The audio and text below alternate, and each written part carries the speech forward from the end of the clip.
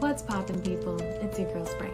Sit back and relax. You are now rocking with the best. Welcome to Excelsior Now podcast, where we take your favorite guest and get to know the person behind the keyboard. So grab your popcorn, get those fiery trash emojis ready, and enjoy the show. This is your Doom Squad brand ambassador Spring, and you know the motto: let the good times roll.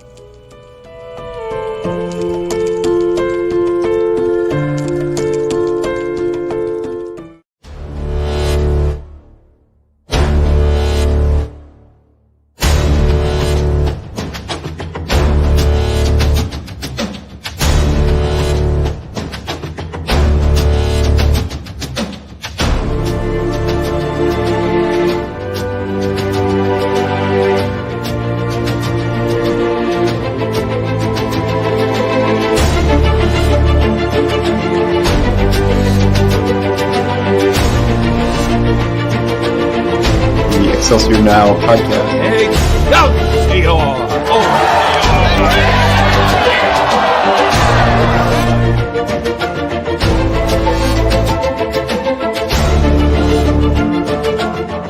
There was an idea called the Avengers initiative. The idea was to bring together a group of remarkable people, see if they could become something more, to fight the battles that we never could. Avengers! Assemble. Let's go! It's time Avengers assemble. Together we fight as one, so the villains starting to tremble. Let's go! Let's go! It's time Avengers assemble. Together we fight as one, so the villains starting to tremble. Let's go! Let's go! It's time Avengers assemble. Together we fight as one, so the villains starting to tremble. Let's go! Let's go! It's time Avengers assemble. Together we fight as one, so the villains starting to tremble.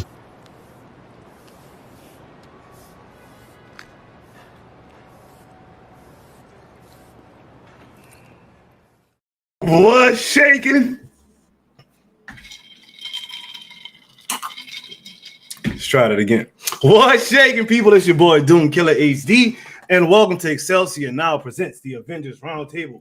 Y'all already know, star-studded cast. We got the greats, we got the apes, we got the goats, we got the birdmen, we got the flexers, we got the British guys that look like Spider-Man. We got everybody in here tonight. We got a bald head rocker dude with a long goatee, people. We got it popping tonight, people. So, first and foremost, let's get the man behind the PC, the one who gets y'all hype when it comes to Marvel's Avengers.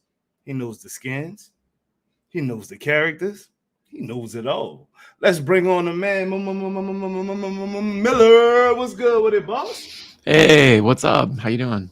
Thanks for having me on. Of course, man. Welcome to the roundtable, baby. Let's go. Thank you. It's good to be back. Yes, indeed. Yes, indeed. Next up, man, we got the British Spider-Man UK. We got the guy who likes to get sloshed on film and then pass out in his brother's hypnotic thing or whatever he likes to do with his spare time. So bring on my guy. What's good? What's good with the Spider-Man UK? The weirdest intro I've ever had in my life. Gets sloshed, passes out his brother's saying it's the guy. Let's do it. How everyone. you doing, man? I'm doing good, man. I'm doing good. It feels good to be here. Very Welcome busy back chat. to the roundtable, bro. I know, it's crazy. I feel like I'm on like the WrestleMania of the Avengers community right now. This messy. How is this going? How are you doing with your whole fighting thing? What's going on with that? Oh God. Do you know what? Can we talk about it when everyone's in so they can bully me? Because that'll be really funny. I think everyone's got something to say about that, you know? Well, it's good to be. Well, let's get it into the Tony Stark of the community, but he doesn't have the cool hair. He's just got the cool goatee going on. My guy, Mr. Tor himself, Mr. Rocker himself. What's up, Johnny? How you doing? Welcome back to the roundtable, sir. What's going on, gang? Happy to be here, man. Yes, let's do it. Indeed. We ready? See, out of these next two, I'm kind of trying to figure out which one I should bring on first. Now, one is a flexer, the other is a do-ragger. They both are very instrumental to the growth and the shine of my channel. So let's just do this first. We'll do this first.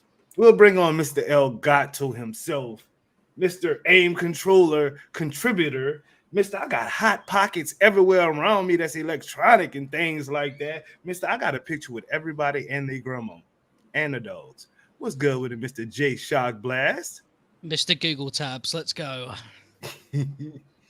Uh-oh. Okay. Alrighty then. Oh man. Next up, you know what? This man has his own intro. What's shaking, people? It's your boy Doom Killer HD. Sit back and relax. You are now rocking with the best. Put your hands together and rub slow. To the Birdman, hands the Birdman, hands. It's about to go down, act like you know. To the Birdman, hands the Birdman, hands. You know the motto, let the good times roll. To the Birdman, hands the Birdman, hands. Put your hands together and rub slow. To the Birdman, hands the Birdman, hands.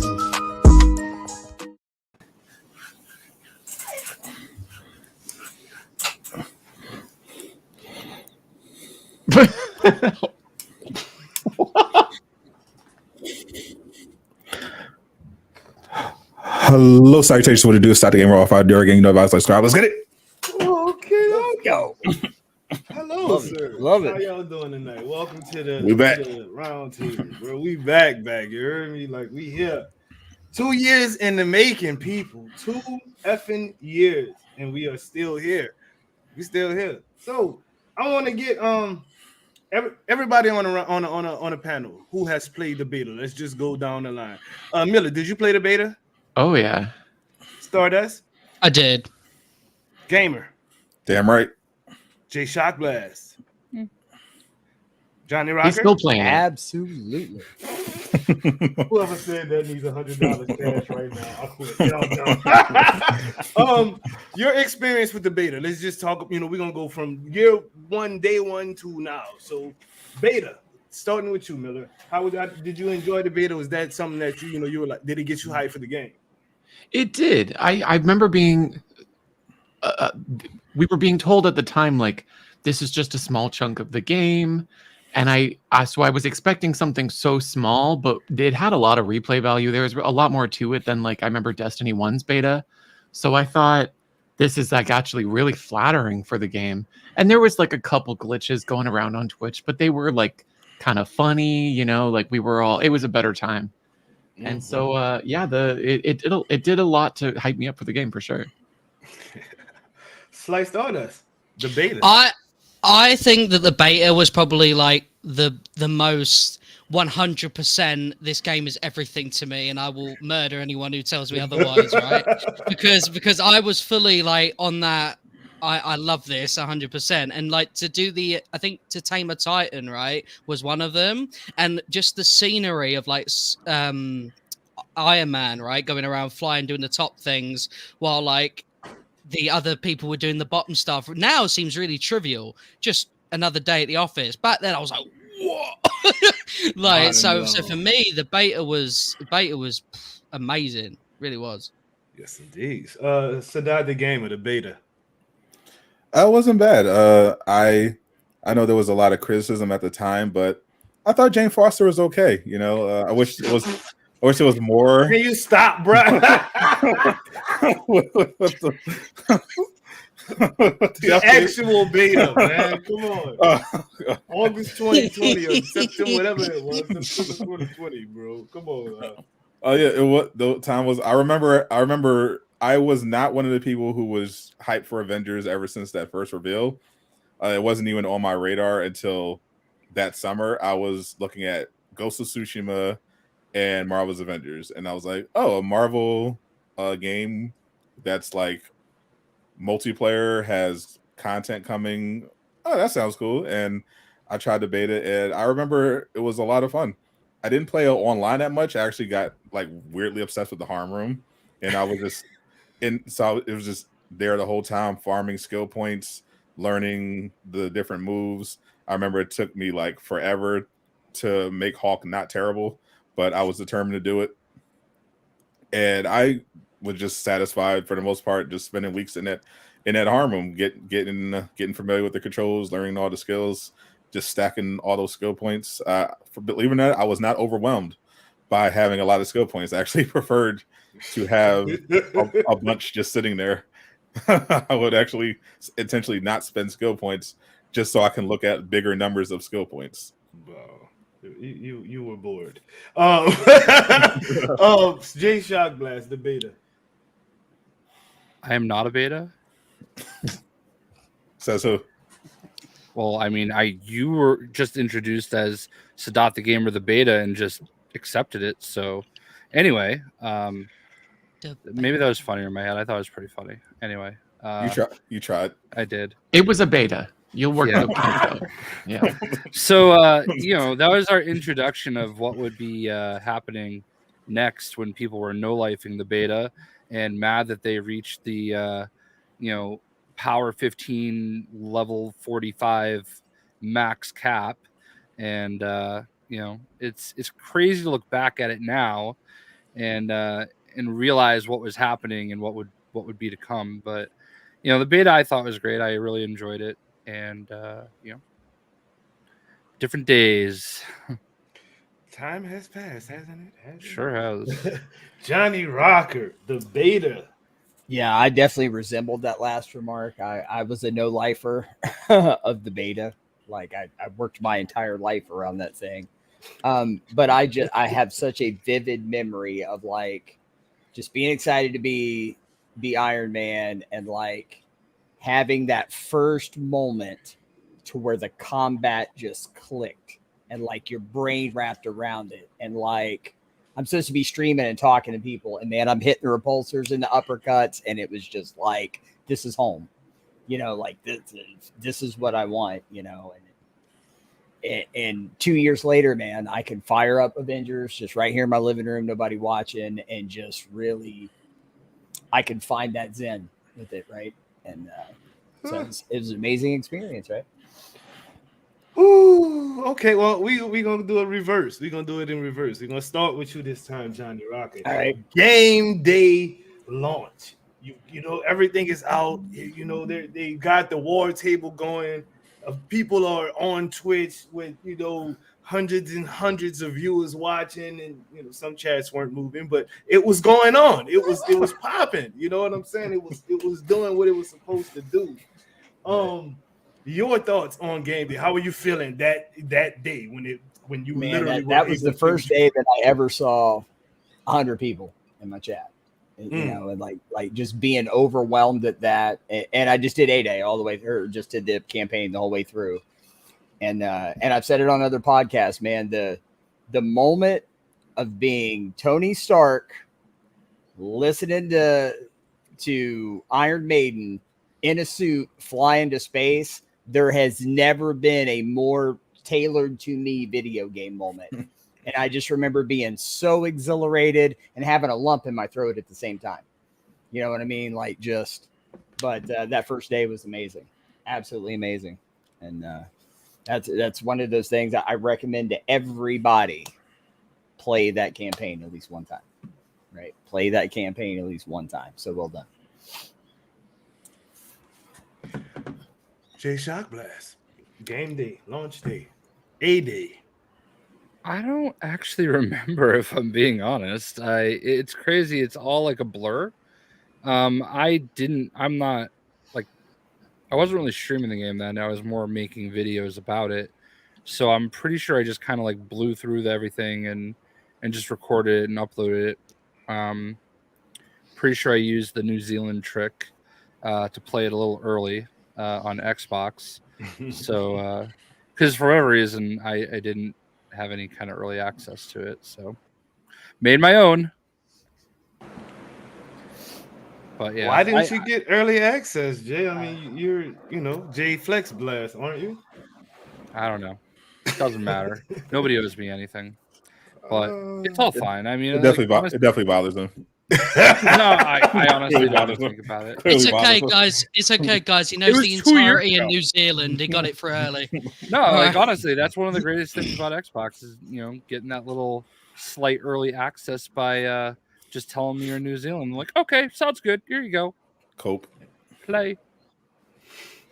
So Dr. Gamer, A-Day, launch day.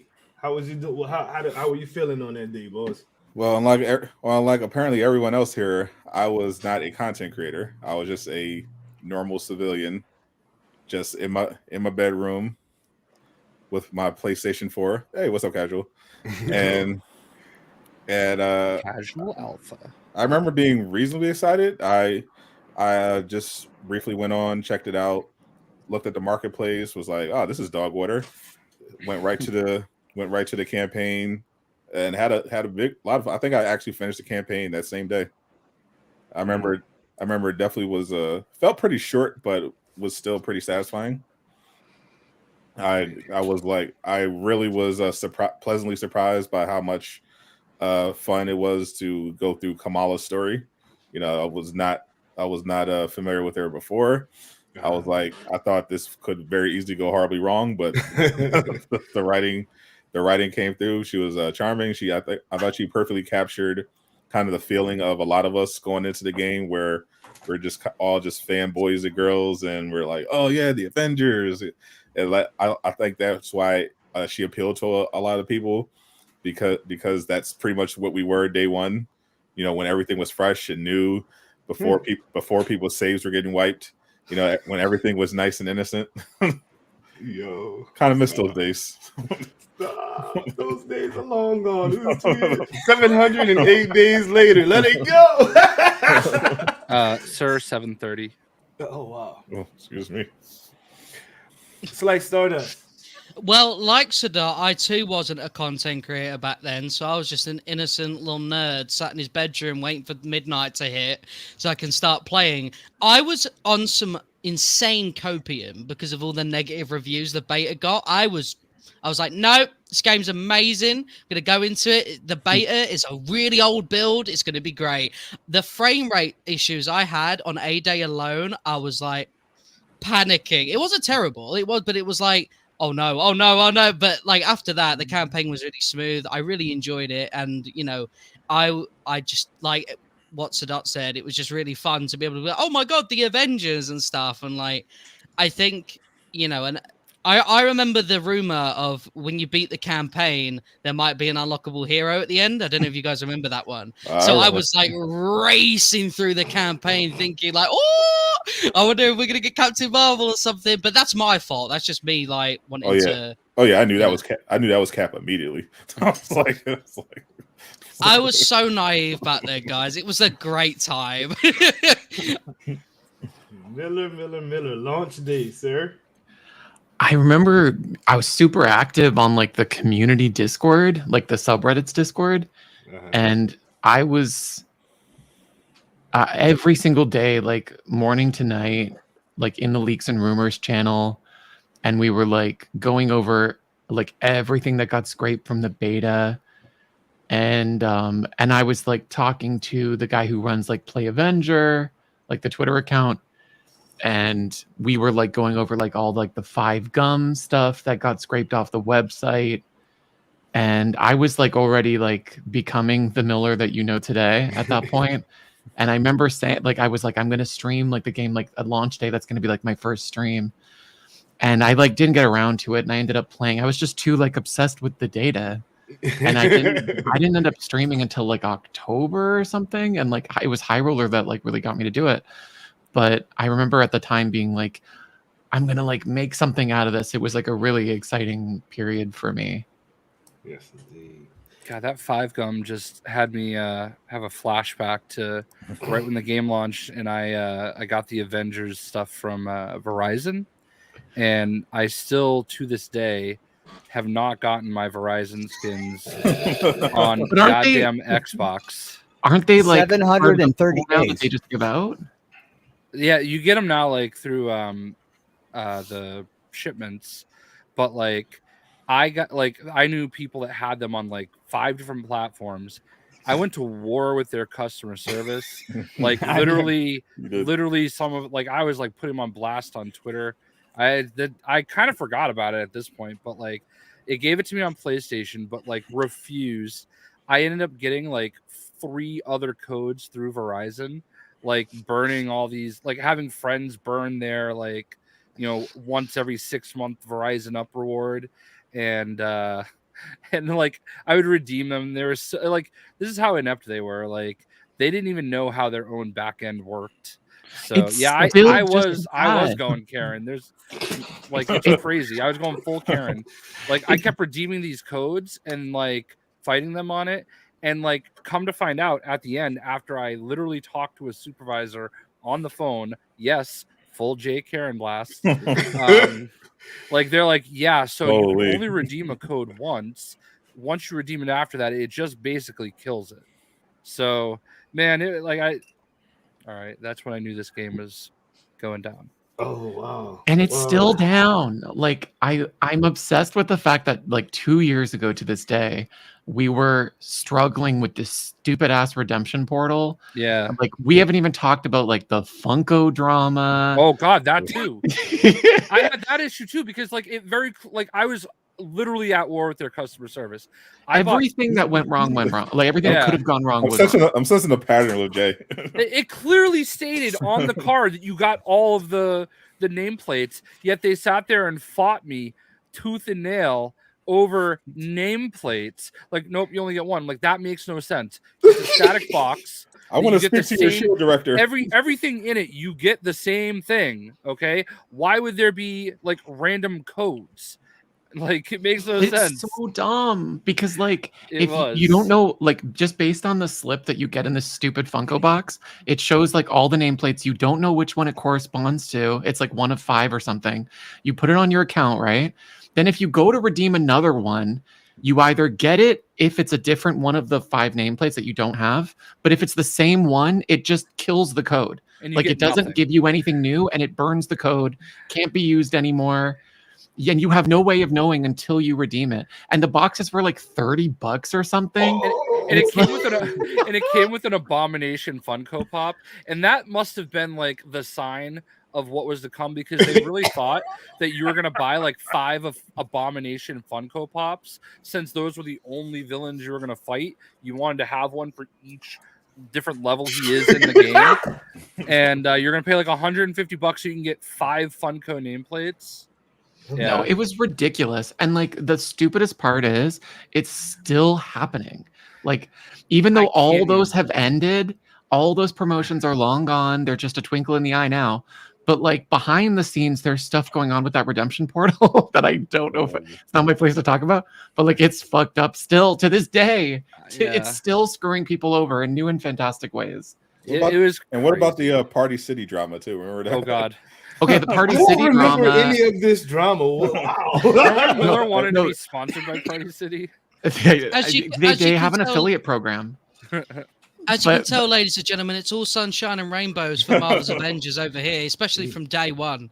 The real tea of like launch day was that they announced the prequel novel, right? Like the Extinction Key. Yeah. And so it was supposed to come out like a month before the original release date. So then the game got pushed back and the book got pushed back with it. So then launch day, okay, there it is. It's getting filtered out, but so then launch day came and the book doesn't come out. And it was like, where the hell's the book? Because it was supposed to come out before the game, but then it was supposed to come out with the game. And then it just doesn't happen. And then people were saying it was showing up in stores in like the UK and Europe, but it's not in North America. And I managed to get a hold of the author of the book who was like, I have absolutely no idea what's going on. They won't talk to my manager. We don't know what's going on, like my agent. And then I got a hold of the publisher and they were like, yes, there's been an issue with the files. So it's delayed to, I think they ended up delaying it like 2-3 months. And it's bizarre because it was like, by the time you could access the book, the messaging around the game had already completely shit the bed. Whereas it was supposed to be like this like precursory hype, like get into it, invest.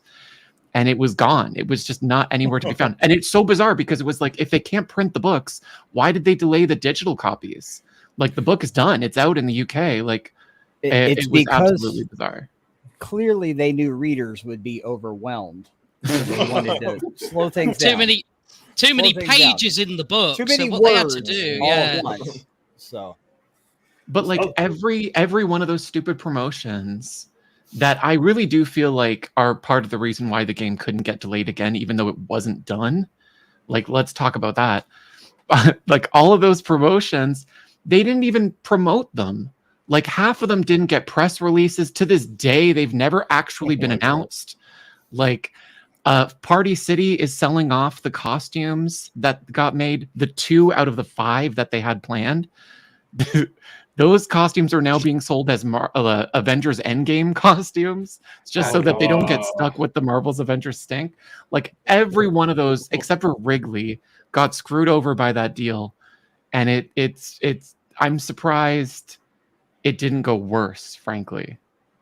Ad council. The ad council promotion never even happened. They had this whole name.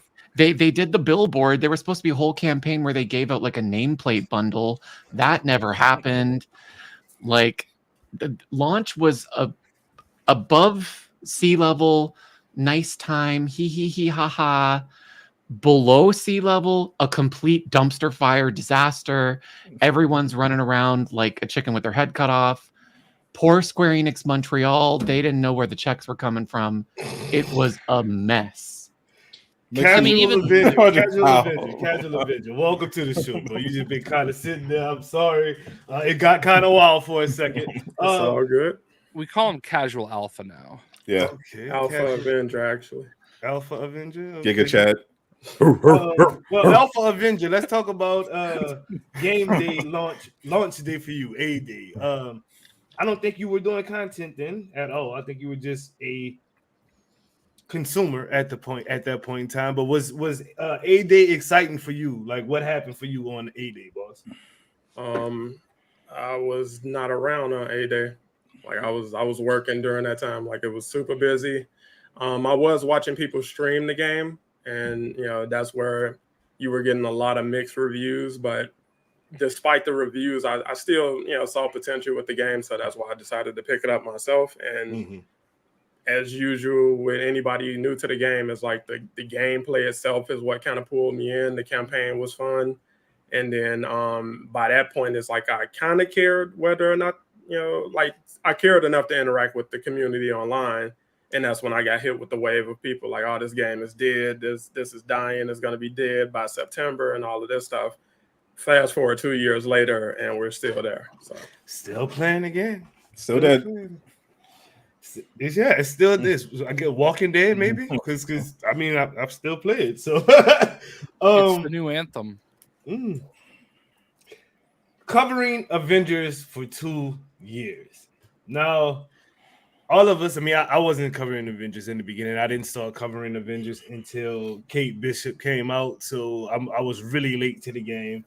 But people like, I used to watch people like Slight Stardust and High Ruler, Jay Shock Blast, Johnny Rocker, Lejeune especially. What was that other guy's name? He doesn't. What's Super Rebel? I used to watch a lot of Super Rebel. Big shout out to Super Rebel. I was going to say Super Rebel as a meme. I didn't actually expect you to say Super Rebel. No, I do. I mean, I'm keeping it 100. I used to watch a lot of Super Rebel because I love that guy. Yeah, he would get you going and so get you hype for the game. I'm not even joking. Like I really did. Like it wasn't until way later in the game that I was just like, okay, I'm ready to move on. But Wakanda Vision was a moment. Yeah. I don't know if anybody remembers that, but Wakanda Vision. I do. I don't, and I would love to know. He had I don't know. I thought it was like intentional for a while, where it was like, like in a lot of hit tweets, you'll notice a typo, and it's because those comments about the typo are the thing that makes the algorithm notice it, right? Mm-hmm. So I thought like he would have a very dramatic verbal gaffe often in a video, and I always thought like, oh, because he's like really on it with the content, right? I thought like, oh, that's how he's like gaming the algorithm to get people to comment about his verbal gaffe. I don't think so. So this one time it became clear he was looking forward to the Disney Plus show Wakanda Vision. I think he was ultimately disappointed with what it was. There were a lot of moments like that. Like I'll never forget, because he would talk about Marvel's Avengers, the game, and like, combat, and sometimes he'd do like sort of tutorial stuff. And he would always talk about in-strink energy. And I was always what is in-strink? Until I realized it was intrinsic. There was a lot of stuff like that. I love that guy unironically. I drank the Kool-Aid. I love Superman. I love when he put Spider-Man in the thumbnail. Mm-hmm. It's funny that you mentioned that, like, like the typos and stuff like that. I actually learned firsthand basically what you're saying during Lego Jurassic World, because let me tell you, when I mispronounced dinosaur names, everybody let me know. You know what used to get me with that was Lejeune when he would talk about Kree. Instead of saying the Kree invasion, he would say the Creed invasion, and it used to drive me crazy. And I wasn't a content creator at the time. Oh my god! Imagine getting invaded by Scott Stapp. Bro, it's Kree. It's Kree. Wait a minute. God dang it. This is got him. actually, That's how they get you. Yeah. He knows. I'm just he knows here it's thinking Kree. I'm just sitting here wondering if I can contract Lightstream and going to make me a graphic for in-strength energy drink, and I can make up I'm sponsored by that shit. It's too early. It's too early, Johnny. It's... We've only been 30 minutes, Johnny. Let's get the hour out the way first, all right? And then we. Covering I'm Avengers just saying, for 2 brought years. to you by Talk to me, In-Strength. Mr. Miller. Let's go. Talk to me about covering Avengers for 2 years, because you were one of the first people I heard about in as far as this game is concerned. And so 2 years later, I mean, start from 2 years ago, bro. How you feel? Well, in the beginning, I was mostly just like a Discord Andy. Like I was really popular in like the Reddit Discord and stuff. Like I would do everything from there. And then there were a few people who started to get big with like really, some was like a misinterpretation of what was out there. And other times it was just outright lies.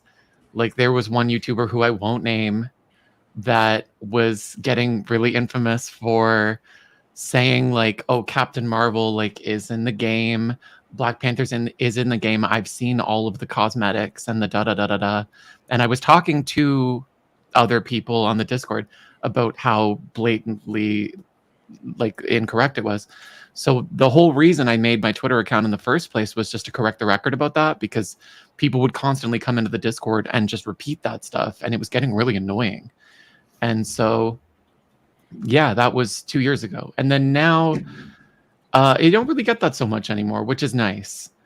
You know, it's you nice get a lot of other kind of hate though. So well, I mean, I still, I just the other day too, I had somebody talking about Deathlock in the data, and it was like, no, that's like that was like an old like War Machine skill name. Like, you know what I mean? Like there's a lot of stuff, like it's difficult to keep a hold on it, but I've always made a point since then, and I still do, to like keep the record as clear as I can.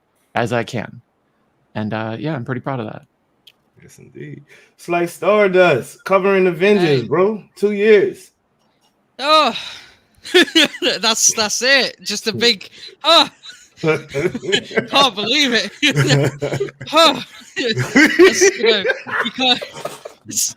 I'd love to be able to sit here and give you an amazing, but it really does just it's been fun. I've met great people through it. When it comes to the actual content, let me tell you, those probably the best time for my channel where I felt like everyone was in agreement in the comments was actually ignore that. I was going to mention the consumables, but there were still people in the comments that were like, no, you're wrong. You're wrong. Why are you angry about it, fool? So I was about to say, that was the only time my comments were kind of united over the game, but no. So it's, exhausted. You killing me. Sadat the Gamer, 2 years in, bro. How you feeling? Well, I have not actually been covering the game as long as some of you other folks. I started in March. I started streaming on Twitch covering the Outriders beta, which I just knew it was so good. I just knew I was going to be an Outriders content creator because I knew that launch was going to be amazing and perfect and not like Avengers at all. So that didn't happen, but I did. I did decide I was going to make some content around Hawkeye when that DLC dropped. And so I did a little no life in and did a build video for a bag of tricks, and the rest is history. 1 month later, I'm a partner and all father of the Durag gang, and I ended up I kept growing and growing. Weirdly, I was just looking at it like this is just weird. all of you people are weird, but it was fun. It was interesting having being on the content creator side because I spent most of that first half of the Avengers run just watching everyone. I remember looking at every Miller leak. I was in the subreddit. I was watching Tony Bing Bong videos, Lejeune videos, Tricks Ridiculous. I was shoot. I remember before all of them, Eric July. He was like the first one doing Hawkbill videos, and I remember his epic rant when he got to Last Avenger Standing on the last floor, and the enemies wouldn't spawn. It was this at this point. Last Avenger Standing was the only in-game content, and you couldn't finish the last floor.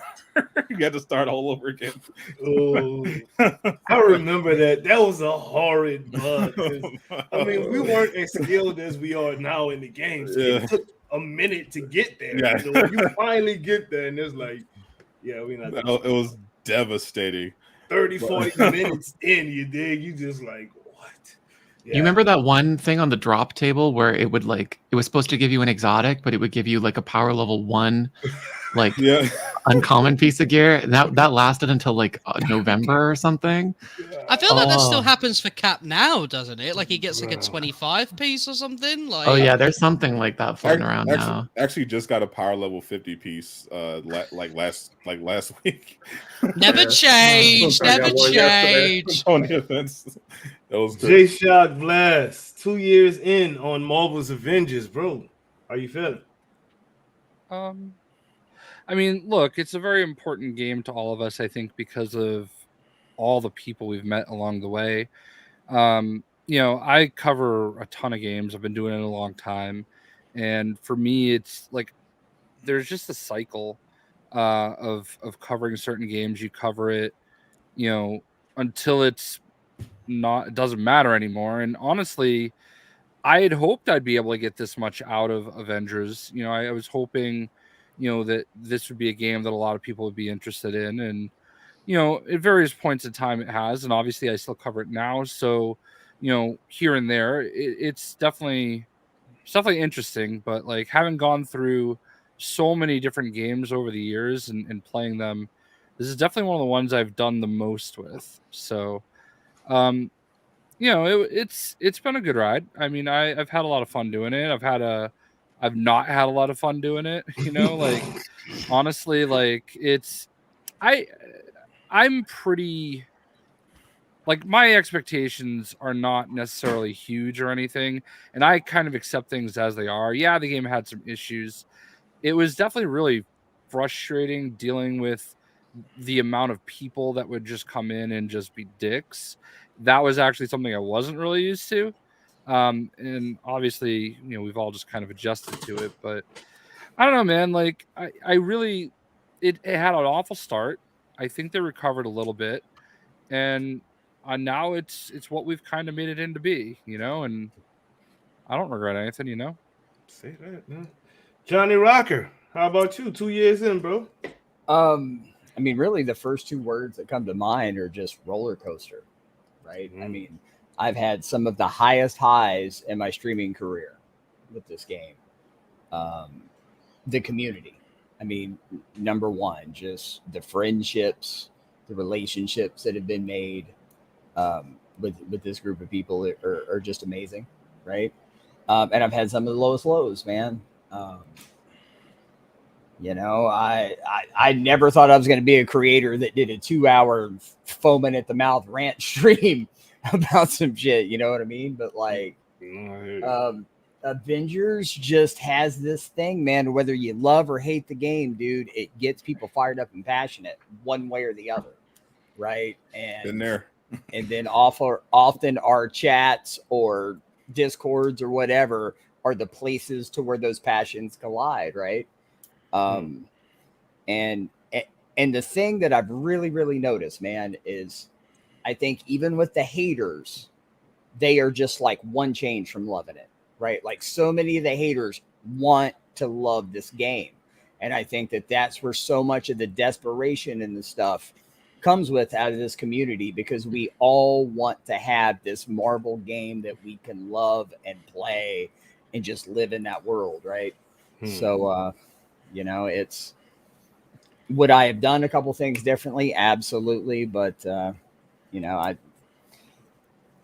it was 2 years, you know what I mean? And we'll just have to see where it goes, right? Casual Avenger, I know you are a little bit later to 2 years in, but just talk to us about your experience as for covering this game so far in the last 2 years, my dude. Definitely has been interesting.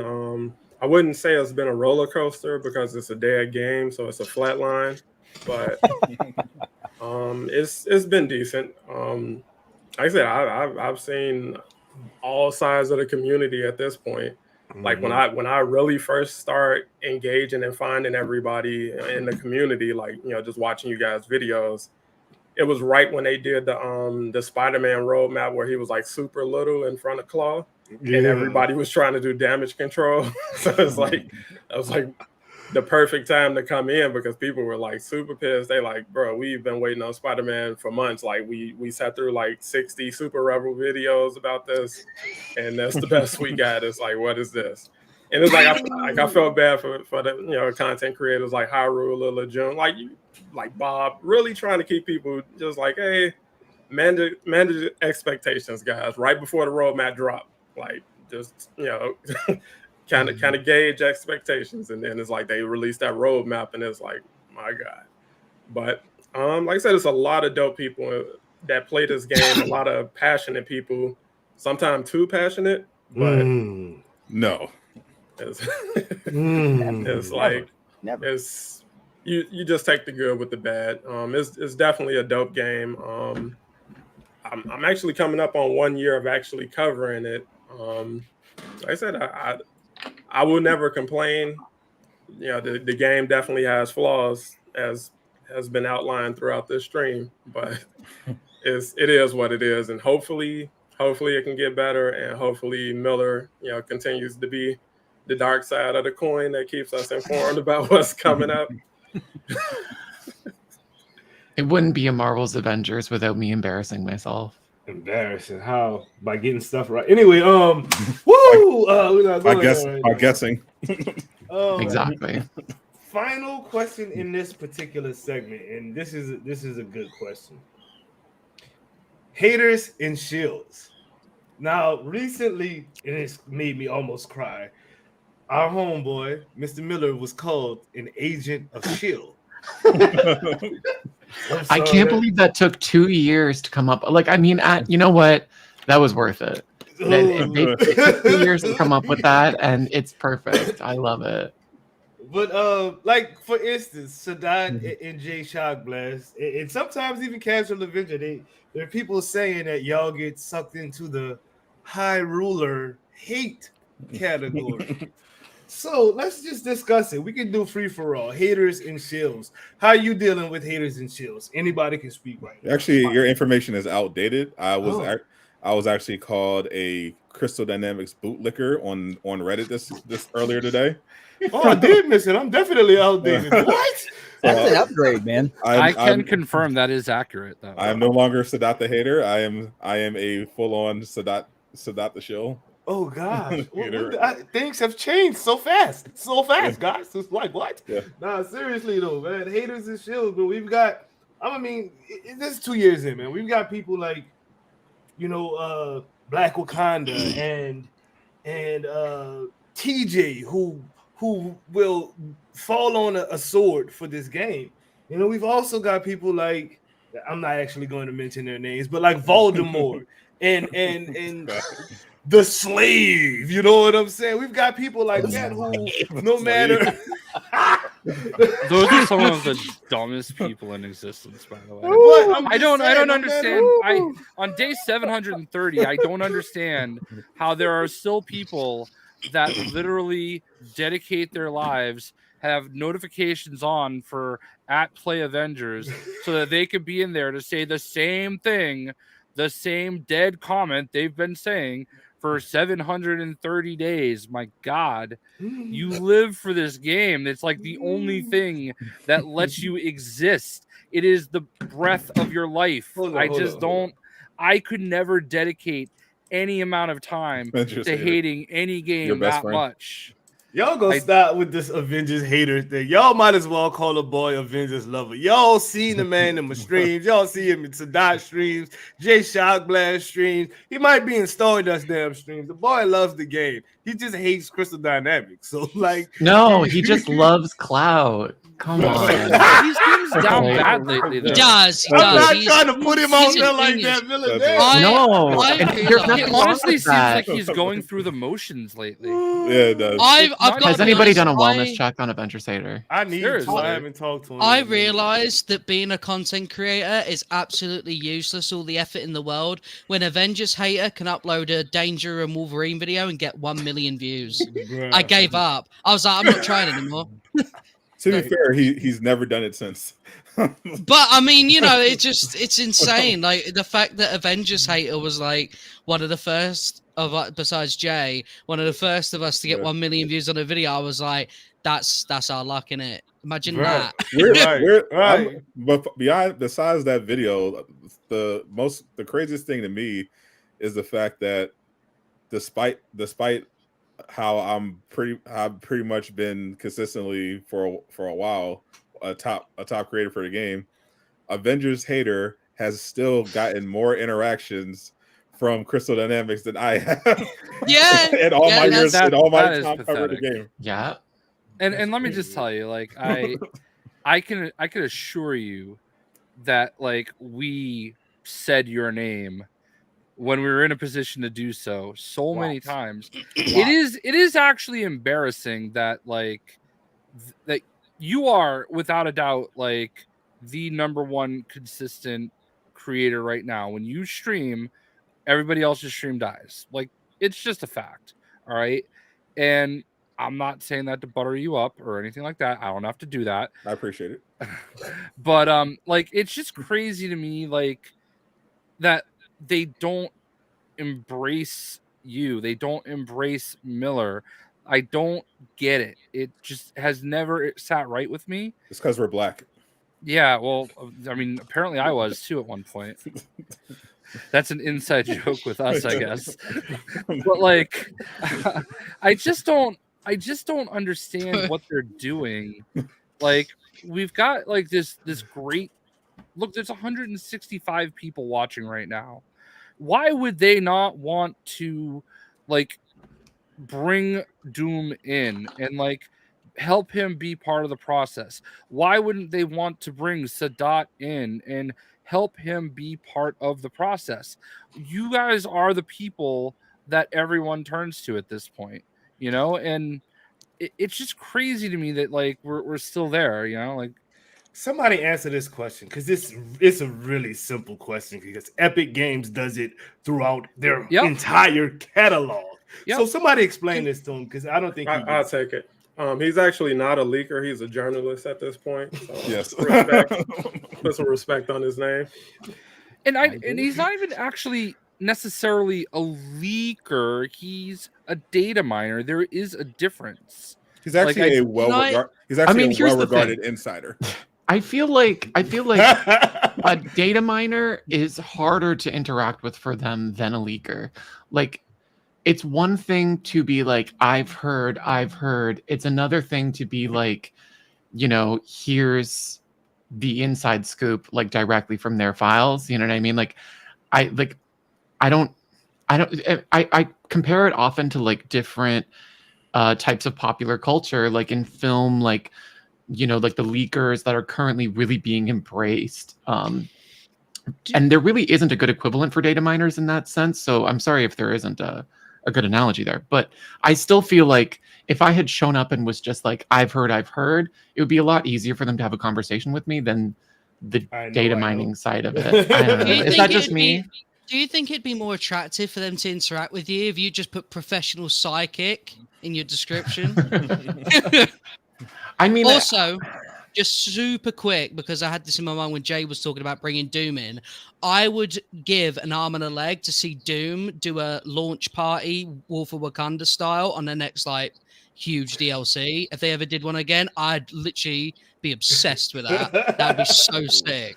I mean, it's so obvious. None of them want to do do the dev stream since Andy left. Just let Doom host them every week.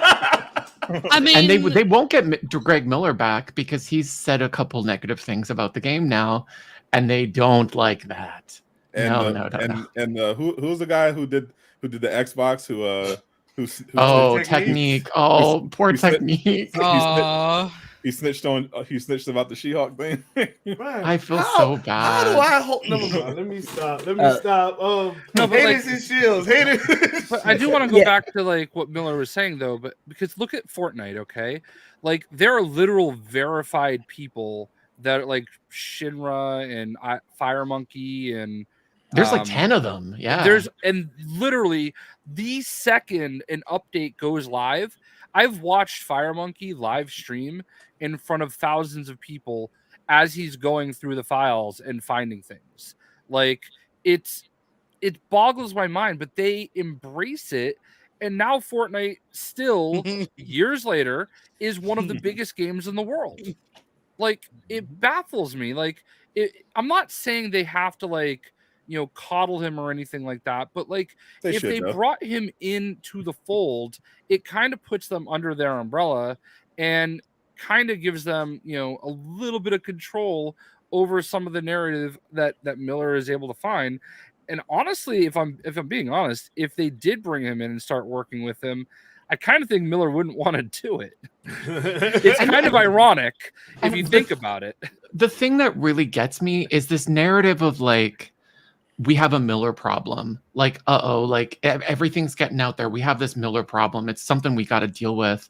Like the calls coming from inside the house. Like we've had multiple people now, not in this call and not in the Illuminati group, come forward and say like, I've had conversations with the developers and they've just told me what's coming. Like, why is it a me thing? Why is it my problem that I've had conversations like that and I talk about it when, even like the lead developer himself is getting named as somebody who's just talking in group chats about what's coming. Like, like, you know what I mean? Why is that a Miller problem? It seems like everyone in that team is talking to somebody. Why did just get extra spicy real quick?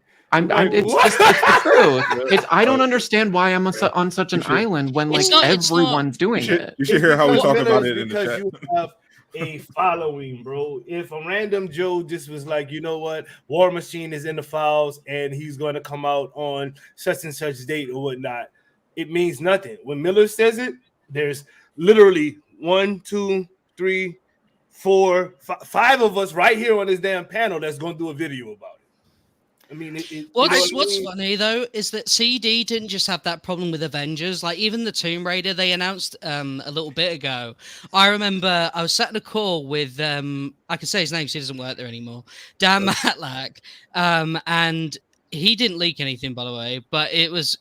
I remember him asking, "What games would you guys want to see?" Right, it was a cool little round the circle thing. It was in All Fathers Discord, and I remember being told about the Tomb Raider game that got revealed, right? So I was like, I'm going to be really cheeky and just say everything I know about that as my idea and see what happens. So I listed it all off, and then I got a message shortly afterwards like, we need to talk about your idea. It's a bit weird. And I was like, oh no, what's it about? Oh no. And he never replied to me back because that was like half confirmation. And if he had said, where did you get that information from? I haven't signed an NDA, and he's basically just said you were right. Like it's a problem with all their stuff, to be honest. Damn. Well, I have one thing about shills and haters. Please do. I had my mind blown this week watching Twitter that the whole thing is spun into a different dimension. I literally watched active wars of shill white knights attacking each other because they shill and white knight harder than you. Right? Like, bro, I've been loving this game since before, and you said this negative thing about the game, and I've never said anything negative. No, man, I did. I love the game more than you love the game. And I mean, is that what the fighting has come to? Dude, that's what I'm saying. It's like it's chaos, man. It's like Ghostbusters, like dogs and cats living together. Mass hysteria, right? Like it blows my mind. So glad I missed that one. The shill and hater dynamic, I think, is just actually fascinating because as someone who's been in the community of multiple games that had promising aspirations and completely shit the bed, I've kind of got to see the pattern emerge and it's always the same, and I realized that the haters and the shills have this kind of toxic symbiotic relationship where I found that the origin of the hater is actually that of the shill who mutates after whenever there's a bad whenever there's a game that has a bad launch. Before everyone's a shill, then when things go wrong, people start having bugs, people start getting their data wiped, their gear disappears, they start falling through maps. Then they're like, hey, can someone fix my game? And then it's shut up, all games have bugs, and you get enough of that, and before you know it, you're uploading YouTube videos with musical bug compilations, shitting on certain Marvel themed video games. What do you mean? I'll never forget a Reddit comment from him that was like, Hey, it was like when some of the cosmetics got leaked in beta, like for Captain America, I think, and it was like, oh my god, I love the bottom left one. That one is perfect. The top right one is fantastic. I can't wait to buy these. And it was like surreal reading that comment months later. It's like, damn, life comes at you fast when you're a hater. Yeah. The hater to shill symbiosis, it's real. It's real. It really is. It really is. It's not. He's not lying when he says this. It's like they start off as the biggest shield of the game ever, and then they get their little feelings hurt. They get their little heart bruised. Well, I've had my fifis hurt. I think we all have. I think we've all had our hater era. Let's be honest. I've been through it. Yeah. I mean, when I'm gonna tell you when the high ruler hate came out of me was when they dropped them damn consumables. That right there, like I went from Kid Goku to straight Super Saiyan 4 Goku in a matter of seconds. Like, what is going on? I'm going to destroy you. Like, I've been there. Can you please reword that in English? Hold on. I'm gonna reword it in English. He-Man. For you. Hold on. Anyway, Xbox, Lego. Did the okay I'm booted get like on there before I was gone? No, you were gone before it came. It was on. implied. We all knew it was going. Weirdly, I didn't get into my high ruler bag when the XP booster thing happened. I was at this point. It was pretty because I had been predicting it for so long. I didn't even get mad when it happened, but weirdly, that's how I ended up having beef with Stardust because he was in his show phase. See, that's what happens. Broken out of it yet. It's like a clash, right? So what ended up happening was me and Sadat went on this different path, and we were on both sides, and we clashed. And his hatred infected me, and then suddenly, Doonkiller comes down and brings in his like neutral era, mushes us together, puts us on the round table thingy majig, and then there you go, and then that's how it all happened. It really did. That was some craziness, bro. I remember Sadat's quote tweet, and I thought it was real. Dude, he like worded it out. He was like, I forgot about that. I was like, wait, Stardust really said that? Oh man, that's some cool shit. And I'm like quote tweeting it. And that was my peak pettiness. Yeah, I forgot it. Yeah, actually, bro, that was beyond petty, dog. Actually wrote an actual apology for Stardust. Oh, I remember. No, I don't want to tell you this because we were arguing, but I found that really funny. Bro, that broke me for real. I was like, I gotta get these two dudes on. That's the annoying thing about like having issues with Sadat is that because he made me laugh so many times when we were arguing, it was really hard to get back to like fuck you because I was like, I really like this guy actually. Oh no, dude! Like I literally hit him in his DM. I'm like, bro, this was actually pretty cool to start us, and he was like, nah. Yeah, I got so many messages from people were like, "Oh, I'm so glad Stardust apologized to you and wrote you that nice apology." I was just saying, bro, it looks so sincere, dude. Like I was heated that I got. You know what? I was mad. I was secretly laughing so hard. About doing that man's PR. That's amazing, bro. I must not have known who either one of you are at this point. I don't know this. I think this is back when I still thought Jay was black, because I hadn't met Stardust because I hadn't done the round table yet. So yeah, this is definitely when I thought Jay was black. I think that's just when I just met Doom as well. So it was like I met Doom, and then the gate was open to like everyone else, and then all of a sudden, like me and Sadat are going at it. I'm sort of getting to know like other people and stuff. I was like, damn, you know, this community is kind of scary. I didn't have my peak hater moment until the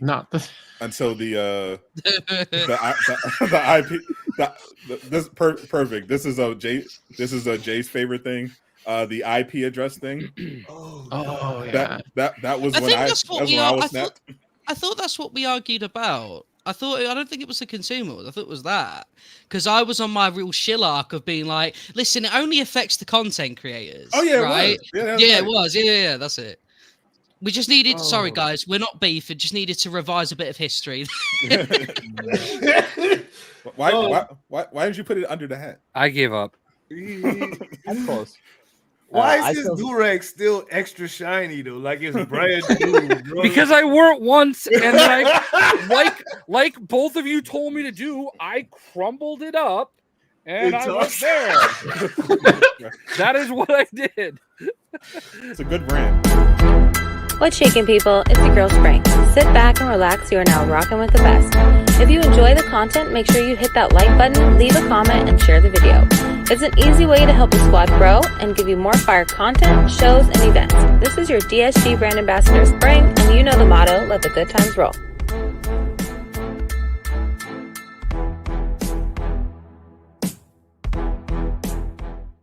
I'm crying right now. Y'all ignorant, bro. Y'all need Jesus and Buddha and Muhammad, all of that rolled into one, man. Okay, What did I do? You with your do-rag for sure. It's Sadat's fault. He picked it out. It's actually a very good brand. That's what he got, the silky silk. I already know, bro. Like he's straight. I'm mad. My do-rag don't even look that good right now.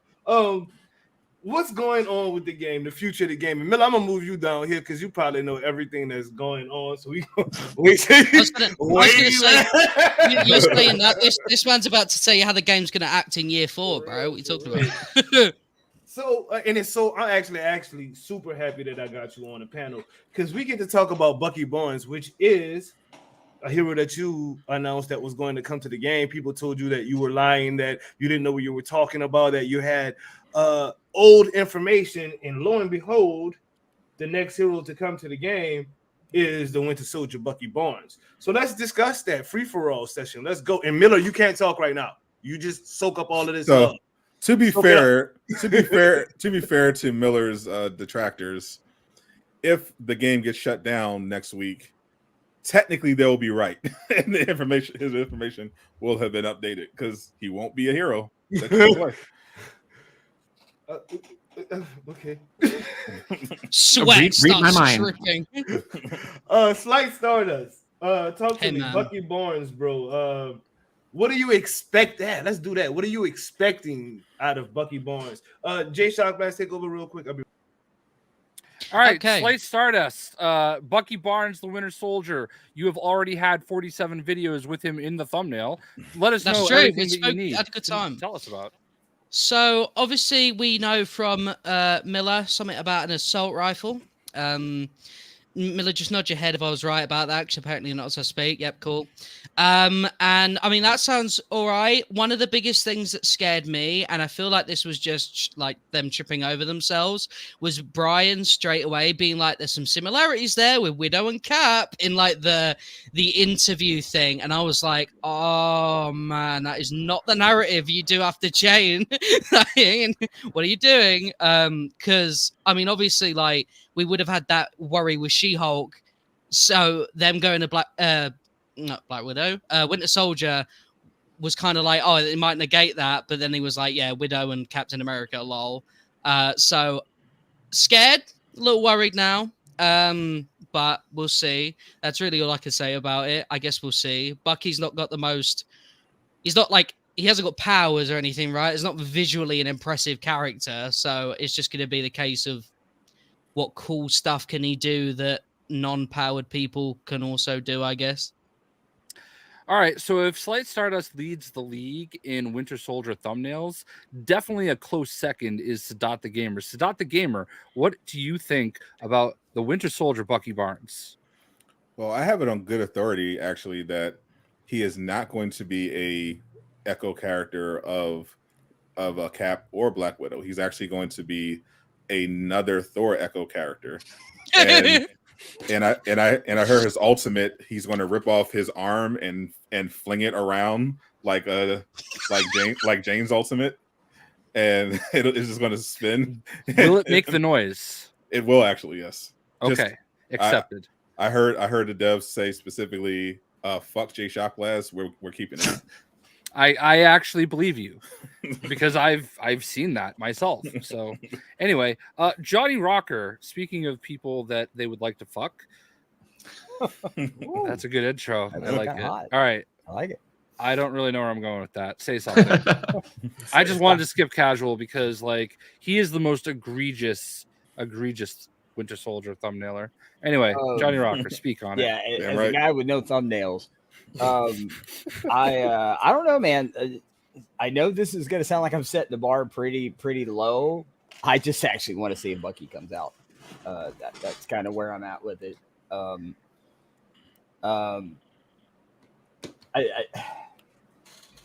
can't. It's so hard to say it without just sounding like I'm being petty, right? But it's like there are so many cool freaking characters, right? There are so many core Avengers that you could have done. You could have brought in a Wanda. You could have brought in a Doctor Strange, right? You really could have done something completely different that people have just been clamoring for, right? And if like shutting up the critics and all that stuff, you know, if that was really your goal, to me that was the play. I'll be honest though, I think I'm more excited for Bucky than I actually am for Cloning Labs. And as starved as I am to want something new to do, I don't know why, but I got this feeling in my gut, like with as much trouble as they had with Cloning Labs, that, I mean, you know, that they talked about with us openly when we were in the Illuminati about memory leaks, this, you know, and all that kind of stuff. It's like, that they were basically scrapping everything to try and scrape out what could be left and be functional. It just doesn't give me feel good vibes or confidence that it's going to be great. Well, speaking of setting the bar low, Doomkiller is back, so I would think he would like to take over his show. Is Casual Avenger or Miller allowed to speak now? Kaz can talk. Miller, we're gonna save for what last. the Well, I mean, I've been saying for a while, like I'm definitely happy to see Bucky got a chance to skip the line. If he ends up being the last hero for the year, or, you know, the only real hero they released for the year, I wouldn't say that was the best decision and direction for the game overall, knowing that they would be getting out so little actual content for the year. So it's like, I personally would have swung a little higher or aimed a little higher with maybe a bigger name hero. But I'm looking forward to it. I'm definitely looking forward to seeing the the new vision for cloning labs. I think I'm hoping that they actually kept in the 4 abominations. Like, I hope that's a phase or a level in cloning lab. But like I said, at this point the game is what it is. I'm just hoping management and leadership can execute better than what we've seen. So this year was not what we was hoping to see, but if they can close out the year strong, I feel like you can kind of go into 2023 with a better start than what you went into this year with. So it's like, I'm with Bucky, he's gonna have his knife, he's gonna have his gun, he got the metal arm.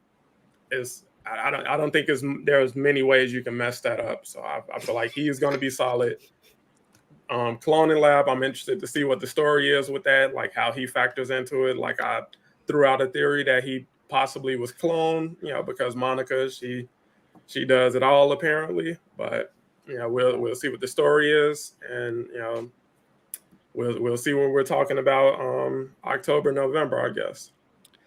All right. Now, before we turn it over to Willer with 8 W's, let me just go ahead and say I understand, I think, why they went the Bucky route, because I didn't really get to talk about it. It's an MCU thing, man. Like, they're obviously trying to go for that MCU factor.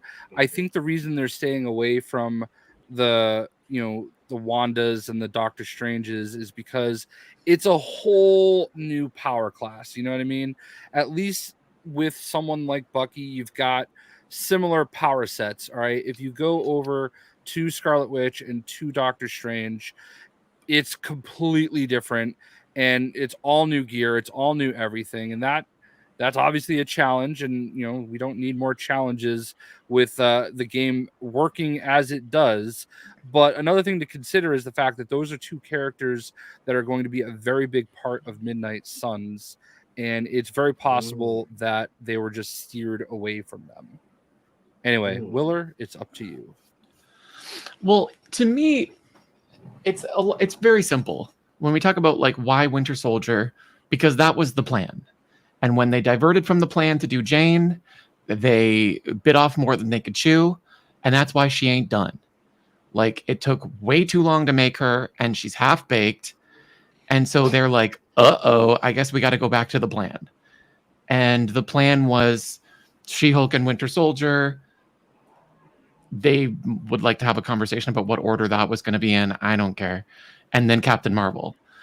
And so to me, it just reads like, okay, it's a little harder to diverge off the plan than we anticipated. So let's get back to that. And the plan when the game was conceived was that we would be getting several updates a year as opposed to 2. So, the idea was that, if I sort of piece it together, you have a smaller hero, you have a Kate Bishop, you have someone who is sort of new to the fandom, you have someone who is much larger than that, has a decent following, and then you have like a Black Panther, and the size of that character's popularity corresponds to the size of the update. And that was what led to the choice of those characters, is how you get a Kate Bishop, and then a Clint Barton, and then a Black Panther, and then a like a She-Hulk and a Winter Soldier, and then a Captain Marvel.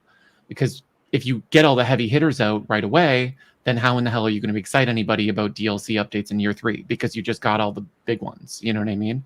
And also, there are people who love the smaller characters. And like, if you look at Pokemon Unite, you know what I mean? Like, they're doing Dodrio right now. Like, who the hell asked for Dodrio? But it's amazing. You know what I mean? Like, you got to have a mix of the popular ones and the less popular ones. The problem is that when they conceived this plan, they did not anticipate it like going for several years. Yeah. So that's really it. It's pretty simple. I mean, they're going to diverge from the plan again. They've been very less than subtle about doing Scarlet Witch. So I think you are going to see her within the next 12 months, assuming they get the opportunity to do that. I would bet money on it. But like past, like, I don't know. That seems like if they're going to hit any stop outside of the plan next, it'll be that one. I just hope they've got the money to do it, because Jane Foster does not bode well for what a Scarlet Witch would look like in Marvel's Avengers right now. Like, let's be honest. She ain't done. Nah. So Nah. Miller confirmed Scarlet Witch. Yeah, I mean, posted it they on Twitter. practically Fuck you. Oh God. Okay. She-Hulk. You also kind of let the people know who the voice actress was for She-Hulk, and she unassumingly thought you were a dev or somebody who worked for the company or something, and gave you a green heart and quote tweeted your tweet for a little while before it got taken down. Sandra Sard even popped in. Sandra actually, I realized recently, blocked me for that. Sandra It seems Sard? like Sandra does not want to be fooled again, and I understand. Yeah, which is a bit of a shame because I love her band. She's in a great band. You should check them out on YouTube. They do like psychedelic rock.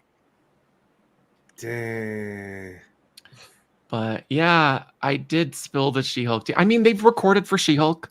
They had recorded for Winter Soldier, and they recorded for Captain Marvel a long time ago. And a lot of people know who all three actors are. And a lot of people have talked about that. Like, there's a reason why, even if you go look at the She-Hulk tweets, there are like friends of Brian in the replies sort of gloating about having already known. Like, you know what I mean? It's old news a little bit. And that's why I feel so bad that it turned into such a debacle. I hope nobody really got in trouble for that. It really wasn't my intention to bait. I've just been trying, as I get more attention, to seem more professional when I give news. So I like a little graphic. I didn't realize that was bait, but it is what it is. Well, I mean, is it bait since Technique literally said the voice actress for She-Hulk is my coach on the Xbox stream? Is that Brian didn't deny it. he just said, we don't announce things. Yeah, we don't announce things. We'll live on in talking infamy. about, bro? That was my favorite Marvel's Avengers moment of all. My favorite moment was when they got stuck in the Hulkbuster with Miss Marvel. And they sat there for 2 minutes, looking at each other, not knowing. That was my favorite, right? The deer I'm not. No, 2 years. It's been a lot in 2 years, so don't take these funny moments or these moments of us hating on the game. It's just literal. It happened live on stream, and it was funny. For me, the best was definitely when Andy was streaming and fell through the mat and just played it off. You didn't see that. He handled it perfectly. That was my favorite moment. He did it flawlessly. Andy was not appreciated. I think though, like, if you can't laugh at those sort of moments, this game is not for you at all, man. Like, if you watch those streams and you look at it with like anger, I don't know what's going on with you, bro. Like, them sitting in a Hulkbuster for like what felt like a million years was absolutely. I went onto the Xbox stream for that alone because everyone was talking about it on Twitter. I was like, you guys are lying. They have not been sat in the Hulkbuster glitch for like 4 minutes. I'm off over there, bro. And I was seeing it, and it was the same with the other Xbox stream. Like, I was just on another tab, and he mentioned She-Hulk, and I'm like, you what? And I click over, and I just like could not believe it. And it was only Marvel's Avengers, right? Like, for at least like from my experiences, only Avengers can give that sort of experience. They are both so unlucky and so unorganized, and it makes it such a chaotic, fun mess. You know what I mean? Like, and if you look at that with such a they're so, I don't know. It makes me appreciate the old dev streams even more because of how like fish out of water they were then to now 2 years later. There's new devs who are fishes out of water in different ways. It's just amazing. It's a true underdog story. It really is. Involving multi-million-dollar companies and a billion-dollar IP. But we're still cheering on the underdog despite them getting beaten for 2 years. It makes them even more endearing, honestly. Yeah. It does. It does. It really does. I mean, I've said this since like practically October of 2020. Like, No Man's Sky happened. Like, yes, the industry wants to dunk on a game. They want it to fail. They want to get the clicks of like, this game sucks in the headline. But it's just as attractive of a headline to be like, actually, Marvel's Avengers is good now. Like, it's also a good story. Like, if they put in the work, they can get there. There's nothing stopping it. outside of I'm I'm gonna get really hard if I finish that sentence. So let's Jay Shockblast, would you like to say something? Well, what's the topic? I don't remember. Anything It else? was She-Hulk and the voice actress. Something about twerking. Yeah. What? Oh, are we talking about the twerking part now? She's voicing Renee Montoya in Gotham Knights. Yes, she is. And I think that'll actually happen before her voicing of She-Hulk ever happens. Undoubtedly. 100%. Oh, But 100%. let me just say one thing, okay? Because I had a tweet yesterday that I feel like flew under the radar because it was like you had to like big brain it. All right, it was She-Hulk twerking emote, shake hand emoji, symbiote Spider-Man, as in two things that are never going to happen. Nice to meet you. Right. I saw that. Did that tweet blow up? I think I quoted it. But we got Thor Schmeat. If we can get Thor Schmeat, we can't get twerking She-Hulk. And we also got Thordis. Exactly. Marvel's Avengers is sex positive. I get that. Bikini Black Widow. Mm-hmm. But it's just not. It's just never gonna happen. Is all I'm saying. Because what we want is just never gonna happen. Okay. Well, that's Marvel's Avengers in a nutshell, isn't it? You know my answer when I just did one massive sigh and I was just like, that's my response to no symbiote Spider-Man or twerking She-Hulk, bro. Let's go back to that. Is there a reason there's no symbiote Spider-Man? I can understand no twerking She-Hulk, whatever. But why do they not want the money for Spider-Man in Oh, they definitely want the money for it. I think they were just told no. I think so. So I'm so uncultured with all of this, right? So no one laugh at me, but these are just theories, okay? Like, one, I like to imagine that the symbiote / like Venom is treated as its own separate entity, which could be a bit of an issue. Or because the Sony deal because I've heard recently it's like done now, right? There's no like hero exclusive packs. They're not doing that 1 month, I think, skin thing in the marketplace anymore. So I imagine it's a lot harder for them to negotiate with Sony now that they're kind of seen as like an outside partner now, right? So it's like, how do you? It just comes down to the money. And all of these parties would be willing to have conversations with them if they were willing to pay. You know what I mean? Like, I think there are a few things that are like off limits. And then there are things that are effectively off limits because the money that would have to be paid to make that happen is simply not happening. You know what I mean? Like we can say crossplay is not going to happen, and it's Spider-Man, bro. But if you drop a symbiote Spider-Man suit, I know I'm going to be the first one spending my little 14. Well, it's probably going to be 900. Exactly, but 900 credits on it. So you can make it even the lame cloth one. Like, I just want to see it. It's honestly nonsensical to suggest that they don't want to do symbiote Spider-Man. Yeah. I think that they would do it in a heartbeat, and they would charge 1,400 V-Bucks for it, and everyone would buy it with no questions asked. 100%. It's very, very clear, though. Players. Well, okay. So it's very clear, though. Okay. It's just very clear that there's some kind of red tape on it. And if you think about it, symbiote Spider-Man has not been used much at all in any of the games. Fortnite. But, like, it's just a black suit, though. Like, I mean, it's not that complicated, right? And you're right. Fortnite, it might have been part of the Fortnite deal. Hey, we want a little bit of exclusivity. See, Fortnite is making $1 trillion a year compared to Marvel's Avengers too, though. So I mean, of course they get a better deal out of the situation because they're going to make more money regardless of the fact. So I mean, I get that, but yeah. So and I don't know anything, but my best guess is that there's just red tape on that outfit. Because they would have done it 10 times over. They would have been like, they would have had a symbiote suit for every Spider-Man skin in the game if they could, because people would buy it. Because, like, that is just, like, for whatever reason, the most popular Spider-Man skin. I think there's money on the symbiote Spider-Man thing and red tape on Toby and Andrew suits. I want Crystal Dynamics to know that I would pay recolors for the purple tint that's in the Ultimate Universe, the blue like glow from the 90s cartoon, just the regular black one. Like I would shill for all of it. Like a gooey look, a cloth look, any of it. Like the dragon that the Venom kind of has now, and then the normal spider like thing he's got. All of it. And all right, I got a question for this panel. This is a serious question too, because all of us on the panel right now are in some way connected to the future of this game, right? So I'm gonna ask y'all this simple question: does this game ever see Captain Marvel? Starting with you, Jay Shockblast. In your opinion, this is not. No, I understand. Yeah, I understand. Let me tell the chat. This is just like our opinions, guys. So until you get to Miller, I would like to think that we will. You would think that was the plan, like just by watching the story and seeing how all of that it was supposed to play out.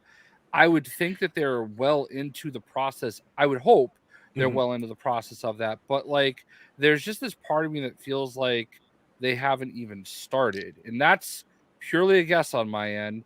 And I don't know. I guess we'll find out Friday. You know, like, well, maybe we won't, but I feel like we'll have a better inkling of what's going on Friday, moving forward. But my heart wants to say yes, but my gut is saying no, and that sucks. It really does. It really, really, really does.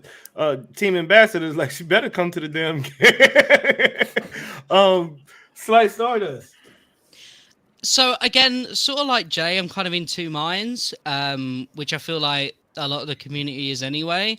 I feel like I want to say yes because she feels like in a contractual thing, like she is the full stop to the game where they're like, we did what we said we were going to do. Let's go to Tomb Raider. Right.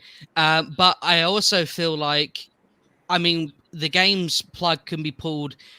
It won't be, but tomorrow, if so happens, right? Or the next day or whatever. Like, it's so hard to predict these things. And people have been trying, me, myself included, been trying to predict that for about a year now. And we've been wrong every time. So I would love for her to come to the game because there's been people like Suki, like every Captain Marvel fan that has been waiting desperately all the way back to the rumors that she was going to be unlockable when you beat the campaign. Like, people have been waiting. And as someone who was waiting for Spider-Man and finally got him, I want everyone to get their hero. So 100%, I hope she does.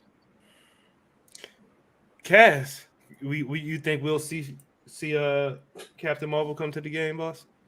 Yeah, I think that's what, like, if you've been following what the developers have been teasing, Bucky actually started like genuine development back in May.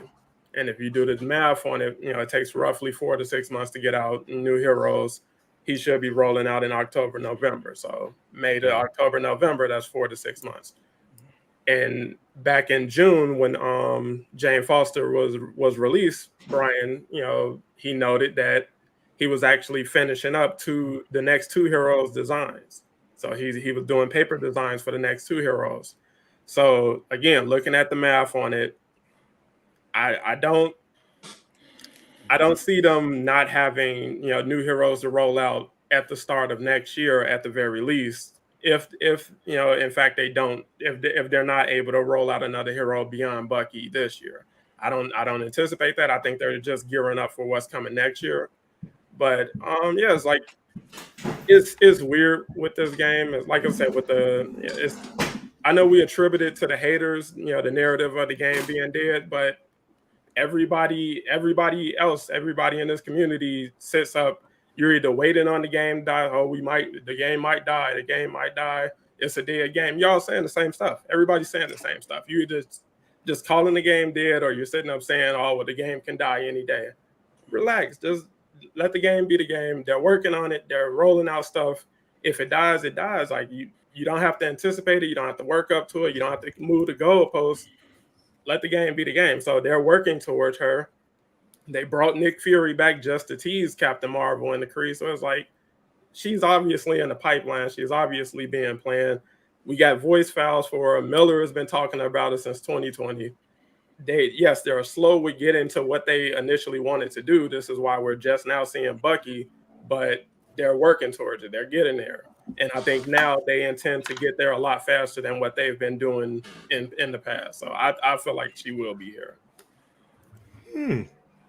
All right. Johnny, Captain Marvel. Man, I think Stardust said it very, very well. It's like a tale of like your head versus your heart, right? Like my heart very much wants Embracer to see the inherent value of the Marvel license and what this team is capable of, and for them to invest the time, money, and manpower to let them get that out there. That's what I want to happen, right? Let's be clear. In my heart of hearts, that's what I hope that happens. But also, like so many folks here have said, there's been so much speculation one way or other, right? Either the game lives forever because I love it and it's great and it's going to live forever because I say so. Or game's dying tomorrow, I know, because the game sucks, it's dead, right?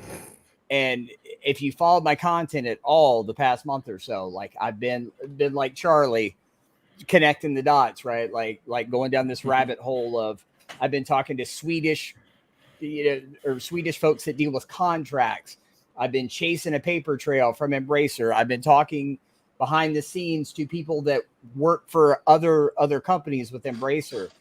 And the thing that makes me nervous, right, is the fact that nowhere in the paper trail and nowhere in any of the actual sale information and even behind the scenes documents that have been made public do Embracer show any interest in working on outside IP games with Crystal Dynamics, right? And you even had a document that involved Square Enix and Crystal saying, okay, we're keeping these IPs and you're taking those IPs, and that's what the deal is about. And when you look at any information that's actually from Embracer, they talk about Tomb Raider, they talk about Deus Ex, and like 2 or 3 other games. And just what we've heard from our people that deal with how Embracer Group actually works and what Swedish business law dictates, right, is that everything has to be, they have to announce everything to their shareholders before it happens, right? Because Embracer Group goes to their shareholders and says, we want the right to invest your money into this thing. So just going by the facts, right, there's nothing that indicates that they're even interested, right? Now, where this all gets interesting is we know that 5-year deal is expiring sometime this month, right? And this is the thing that I'm trying to tell everybody that's trying to be hopeful. It will not be a secret, right? If Embracer pulls the trigger on this, because just like you see all these other documents on their website, 100% of it be out there. Hey, we want to invest this much money into dealing with Marvel games and continuing this game. And my hope is they're going to get a blanket license, right, to where they can do multiple games with multiple companies they own. Imagine like an X-Force game done by the Borderlands folks at Gearbox, right? Imagine something that looks like Marvel Heroes coming from Cryptic, who did City of Heroes, right? So there is a lot of potential for awesome. So that's why I said my heart says I hope we get to see Carol, and I hope we get to see a whole hell of a lot more. But I'm not going to speculate. I'm going to be blinded like I was with Marvel Heroes, right? So I'm watching the paper trail like a hawk, and the second I know something, I'll let y'all know something, right? All right. I'm with it. Miller. Oh, wait, I'm skipping. Did I skip you, Sadat? I'm sorry. Sadat, No, he talked. Oh. Thank you. Yeah. Did I? I don't remember. You skipped me. Okay, I did skip you. All right, yeah, No, go ahead. he already said his piece. We don't need to hear it. Stop trying to silence me, oppressor. Oh no! Yeah, I'm a bigot. That's a wrap for me.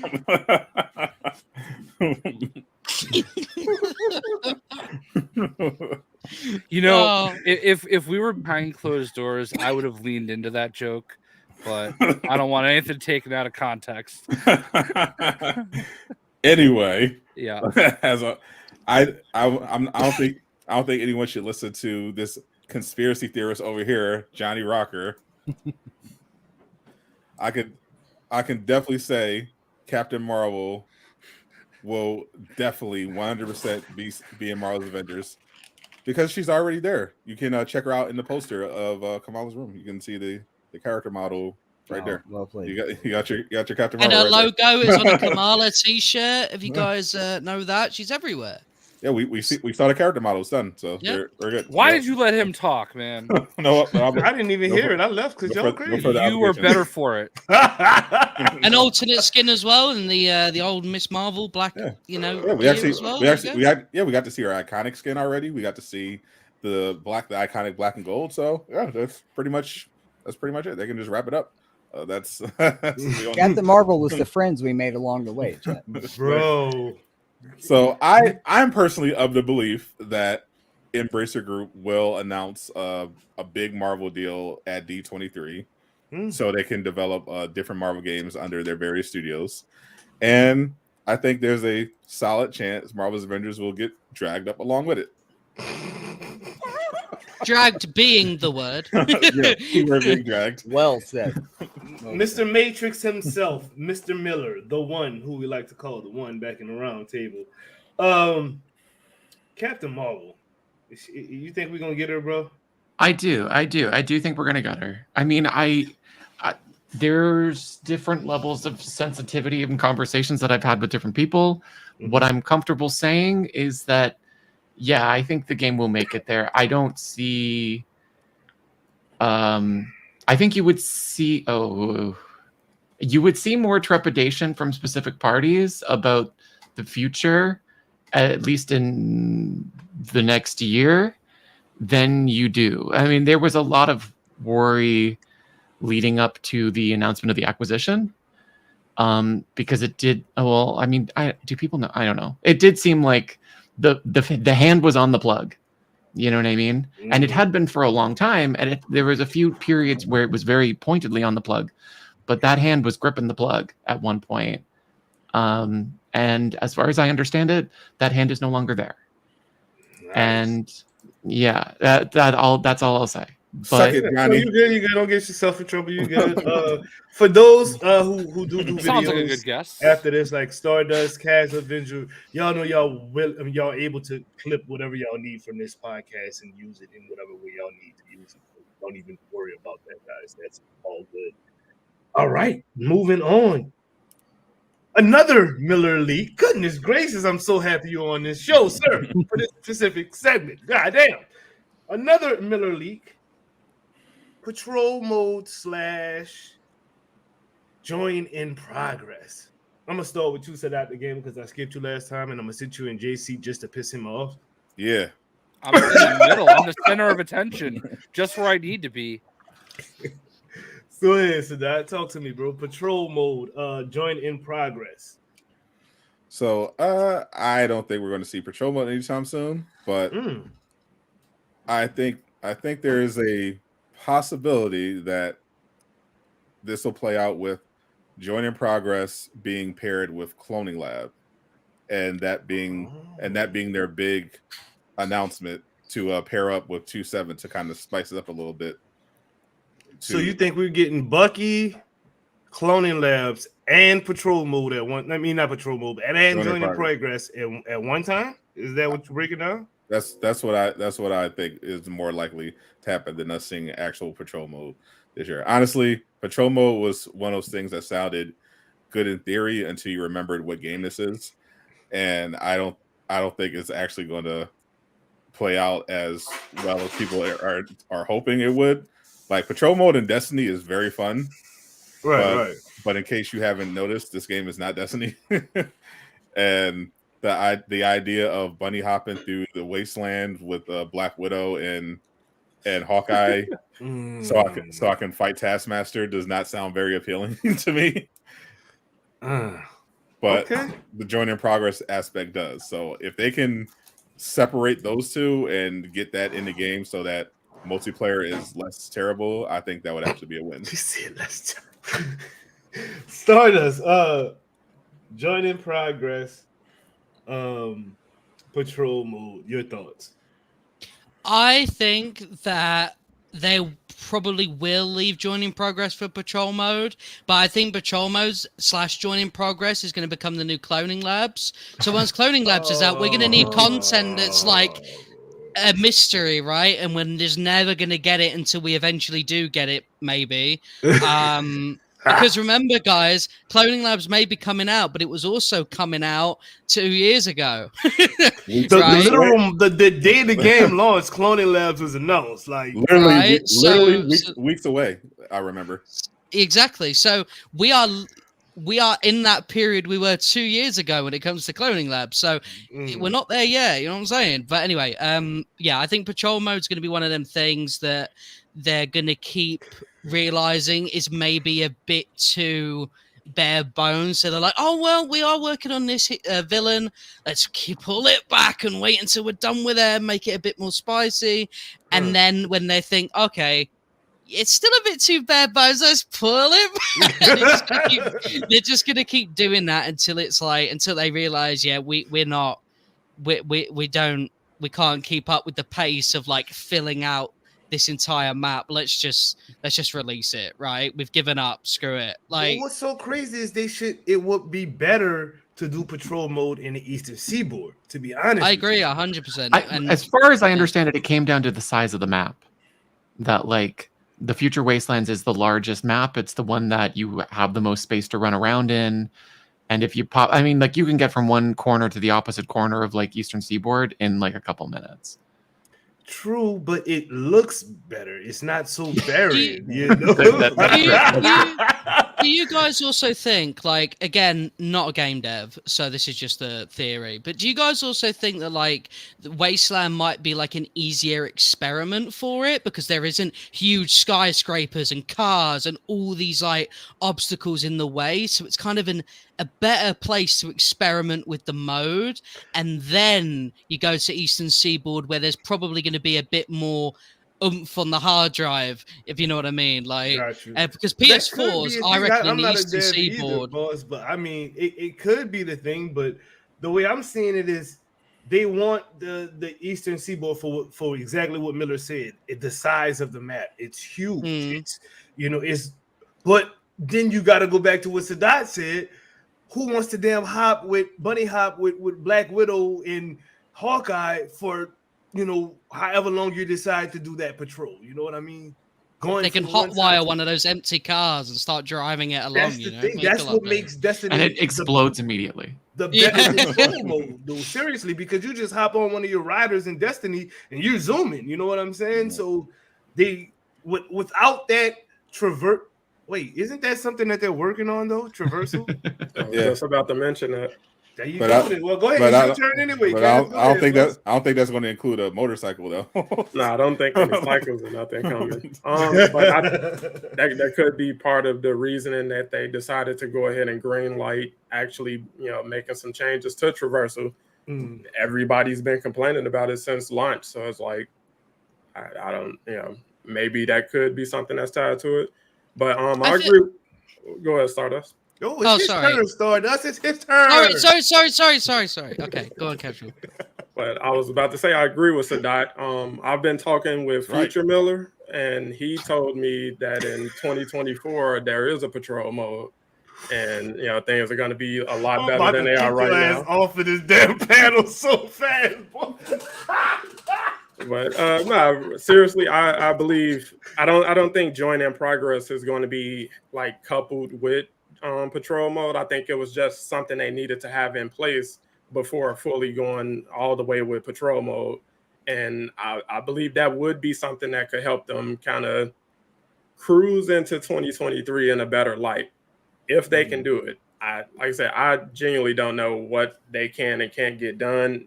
We still don't know.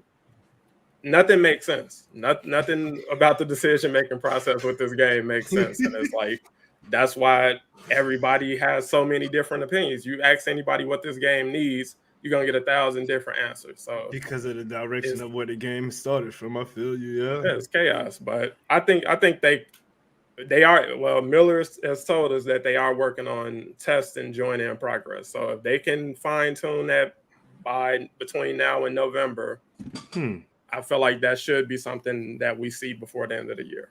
Patrol mode, they need content for next year, so I can see that probably later next year or middle of next year if it's coming. Maybe with She-Hulk when they decide to drop her, something to drop with her if she doesn't have her, if she's just a standalone story, which I think that's what they were saying. She's a standalone, so you never know. Jay, you don't look too hype right now, bro. Patrol mode, join in progress. Sure. I mean, like, I don't know, man. I feel like the game they play is like, let's talk about all the things that we're gonna do, and then like whatever happens, Like, I don't know. I mean, to be fair, they don't talk about this stuff. That's true. But like it's just honestly, how many things have we heard at this point? And it's like, all right, cool. Talk is cheap.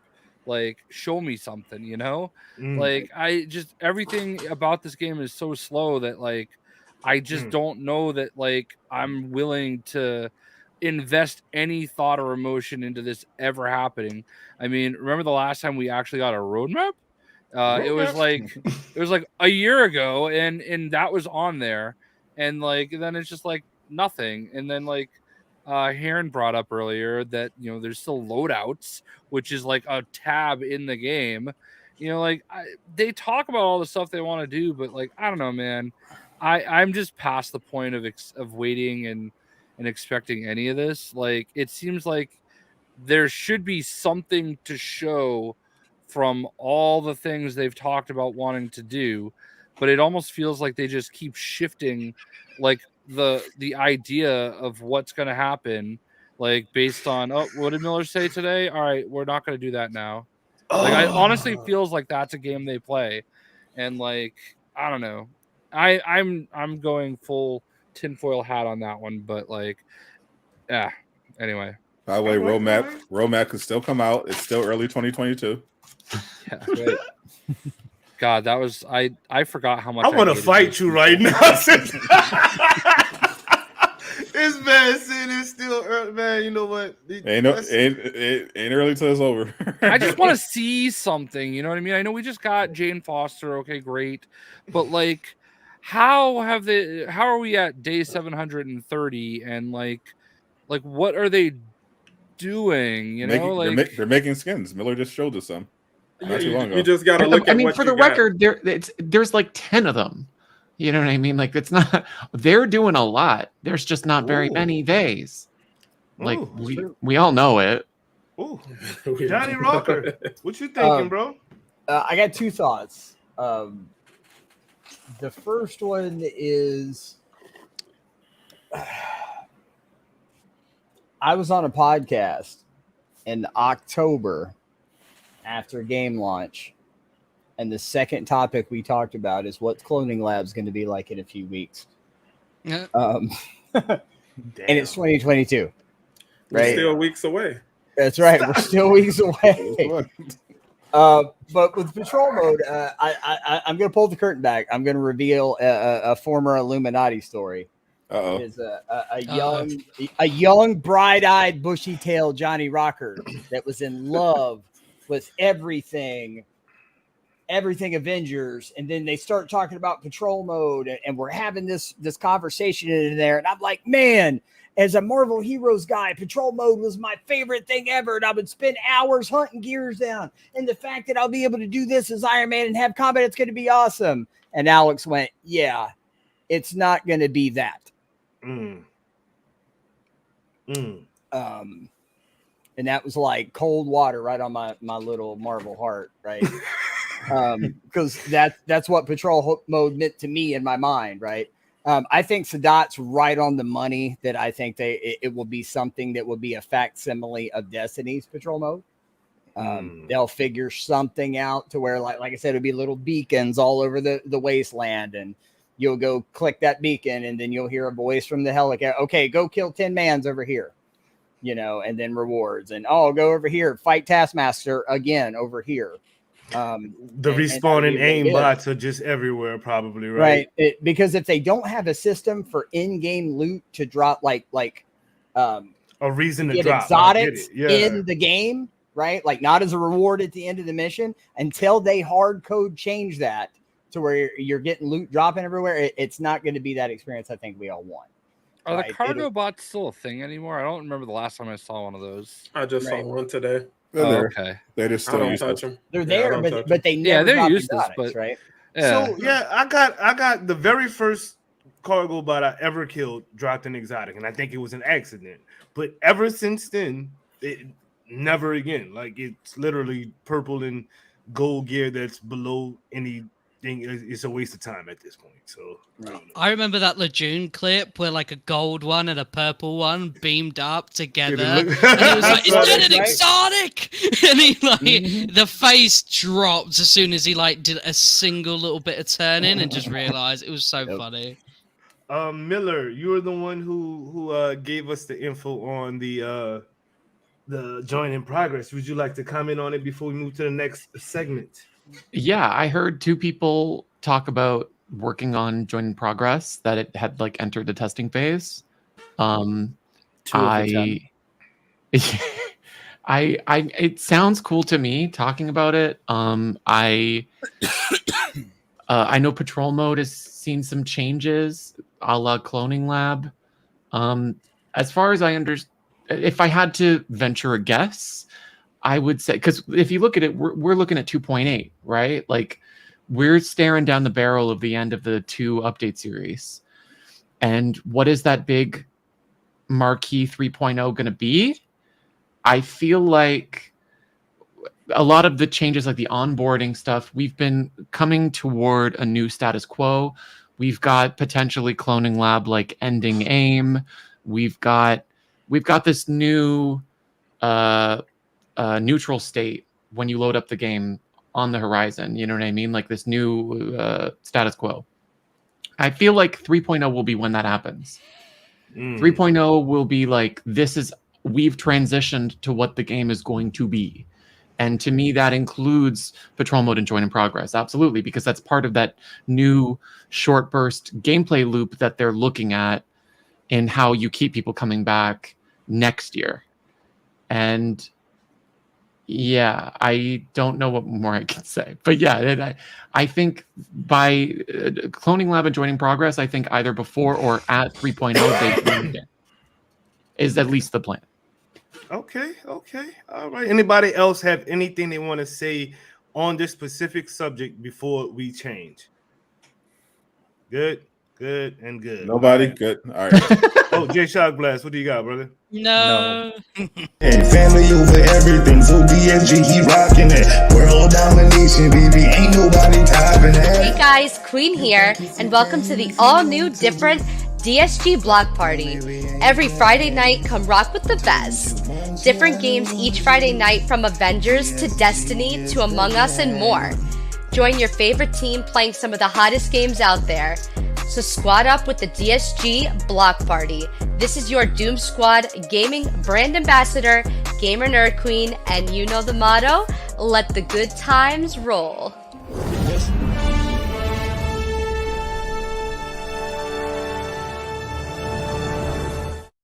Okay, boys, girls, ladies, gentlemen. I like her Flareon Funko Pop.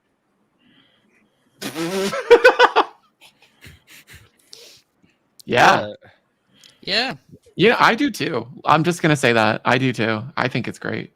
I'm just saying, I liked it. You're allowed to continue. I think we Don't act like you've never seen a Flareon Funko Pop before, Doom Shilla. Use Let's code play a Doomslayer little to game. check We normally out. play a couple of different games on these podcasts. Normally we're playing Would You Rather or Fire or Trash.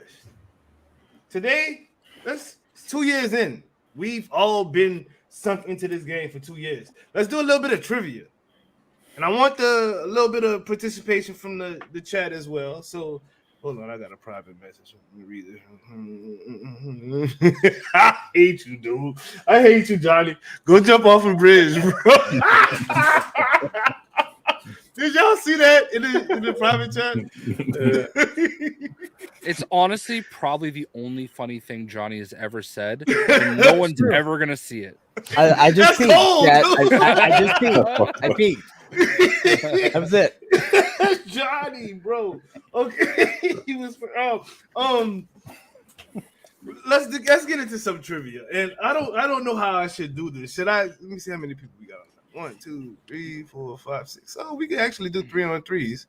Y'all want to go teams or nah? We just Yes, the after show versus everybody.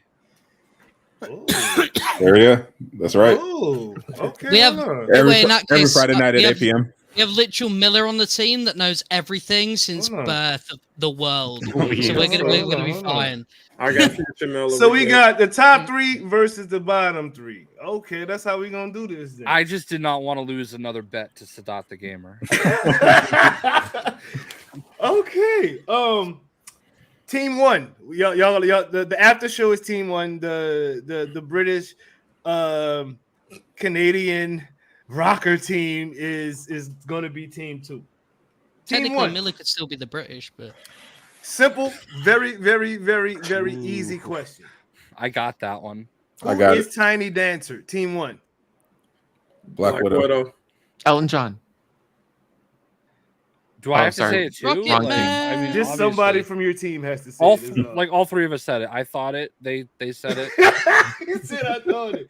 Team 2. What is MODOK's actual human name? George Tarleton. No, it's. Oh, okay, yeah. No, you're wrong, British loser. You know nothing. Does brief Google search. Oh, he's right. Never mind. No, I was thinking the acronym. What Inhuman did Pym send to help rescue hostages in the campaign? Theo. Team 2. What does Tony Stark do when he first sees Bruce Banner in the campaign? Die. Punches him one. Who said die, bro? Jesus, man. What? I think Jay said dies. I don't know. It's just that Mortal Kombat like jaw shatter moment when Tony gives him the punch. Kind of just wishful thinking. Team so team 2 just answered that, right? So team 1. Who does yeah, I'm sorry. Who was the first Avenger Kamala met on A-Day? Thor. Final answer. Team 2. You just played this damn campaign. I watched you just play the campaign against Can't like Thor. Team 2. What's the name of the operation that introduces Kate Bishop? Taking aim.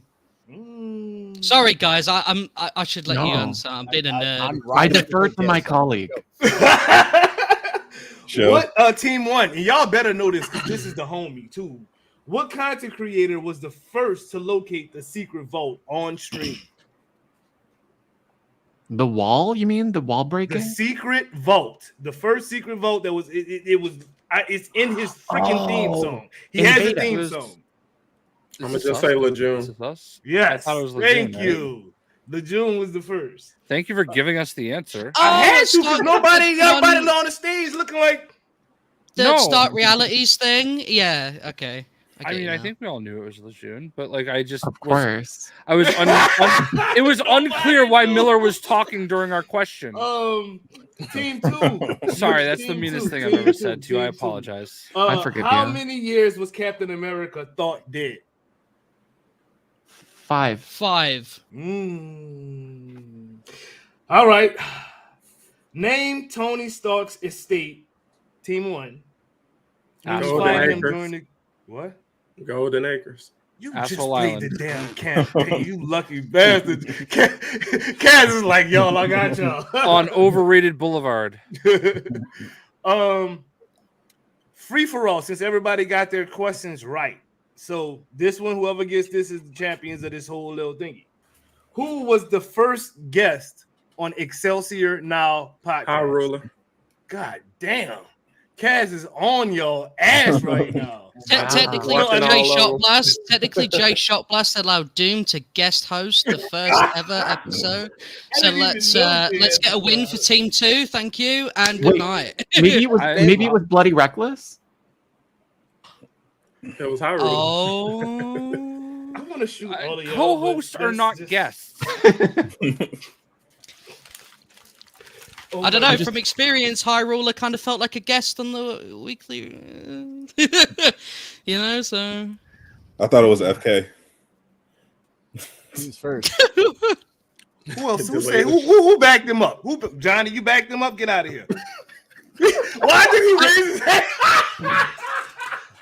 Johnny was like, yo, it was me. It was me. I hate y'all, dude.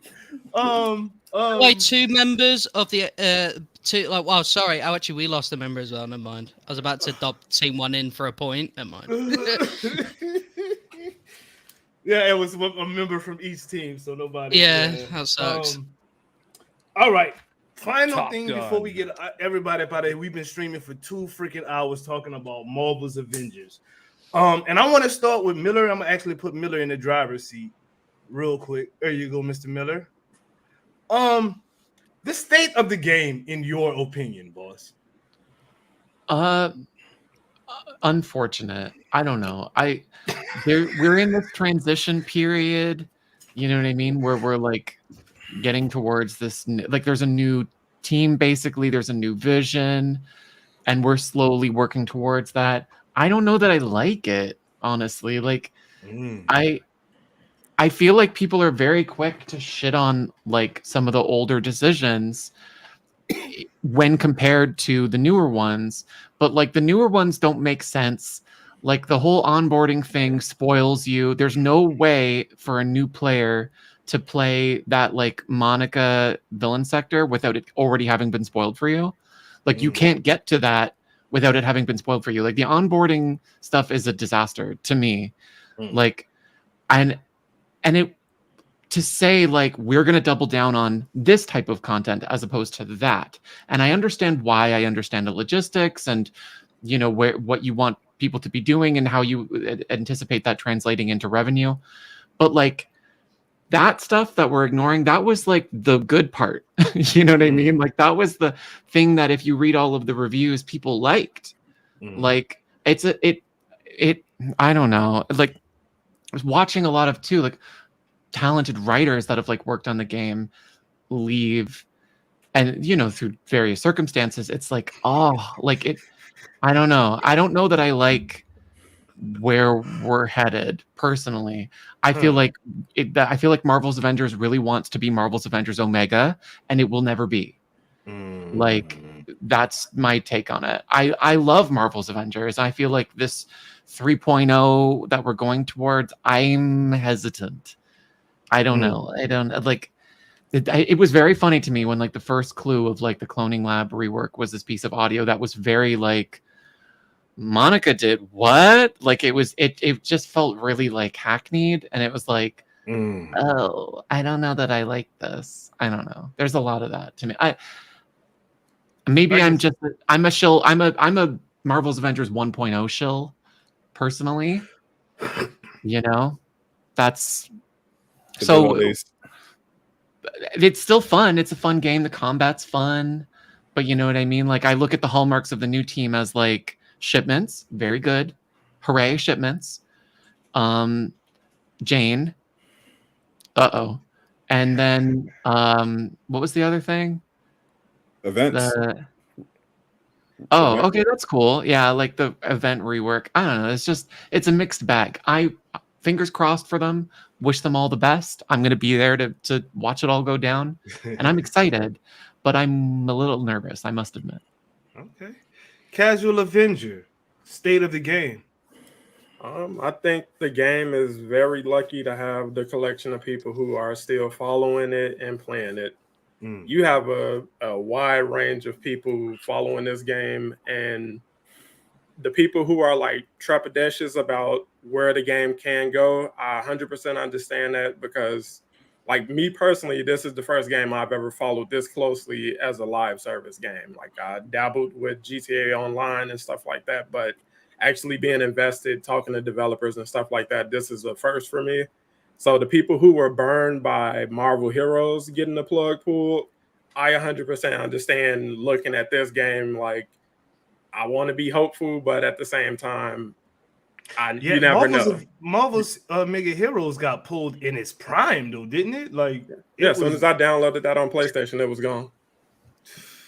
I mean, keep in mind that game had been out for like 5 years. Yeah, like it had a good run, but you still were telling people, the sky was still blue, and then it. Yeah, I know. I played it for 2 weeks and then logged in to I had never heard of it before, never anything like that. Logged in, saw it on the PlayStation Store, played it, enjoyed the hell out of it. Would come home, play it every day, and then one day it just wasn't playable no more. So that might have been the problem. You was playing it too much, so they had to stop it. God dang it, man!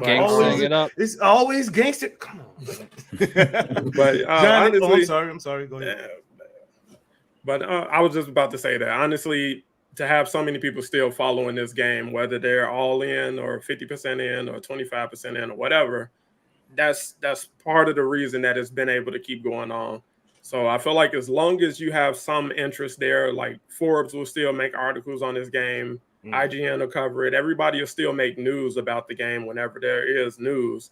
So it's like, as long as you have that, you have something until, that goes away. And then now you have to have a different conversation about the game entirely. But I feel like they're really lucky to have as many people as passionate and dedicated to this game year 2 going into year 3, given the state of the game. So if I was on the team, I would not take that lightly, and I definitely would want to reciprocate that and repay that in a big way going forward, because there has been a lot of people sticking with this game through a lot of downs. Like we say ups and downs, but there were a lot of downs, and people were on the front lines taking those hits for them, and it's like you got to reward that in some way if possible.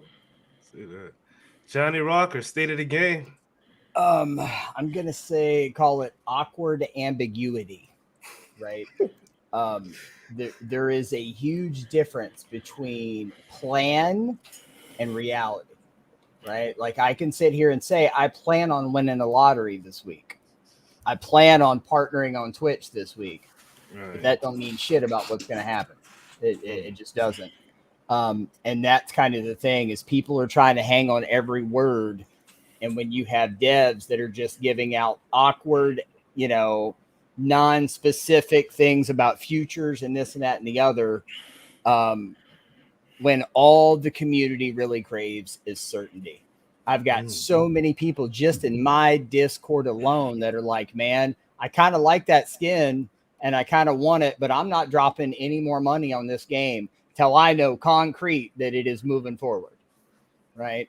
So that's kind of where I'm at. Like I said, I've said in my heart of hearts, I want this game to continue. Right. And I believe in some of the ideas that I've heard from folks, about where they want the future of the game to go. But we have got to get to a point to where, it doesn't matter what Brian or anybody wants. Embracer holds the purse strings, right? And let's face it, we've got a lot of shit show that they've got to get over, right? We've got to look past PR problems. We've got to look past public perception. We've got to look past a problematic player base. We've got to look past all those things, like losses in the past, for Embracer to believe in this license and what this game can produce, right? So I just feel like the minute, whether it's this week or whenever, the minute they can announce anything definitive, right, I think the state of things will instantly be better, because people know, whether it's content creators or people that just enjoy the game, you can build a future with this title. Definitely can. Jay Shockblast, state of the game. I'm kind of in a weird place with it. Like, obviously, I'd love the game to go on as long as it can, and I hope it does. But at the same time, I think like the fundamental issues with the game are never going to be solved with this game, and I'd like to see them just kind of play out the rest of the course, and just start on the next game. I'd like for them to get in a position where they can kind of start over with everything that they've learned. Like we talked about this the other day on our podcast. I'd like to see them take a Destiny 2 approach where, you've learned everything from the first game. You start over with the new game, carry over some of the stuff that we have, from this game over to there. You're not going to be able to do the things that you need to do to make it efficient to work on this game with the core of the game as it is now. Like, the engine is an issue, like everything that's going on, there's a reason why they fix one thing and another thing breaks. There's just so much stuff going on. The people that are working on the game aren't the people that built the game. I mean, maybe there's a few of them left, but there's just so many problems with what we have now.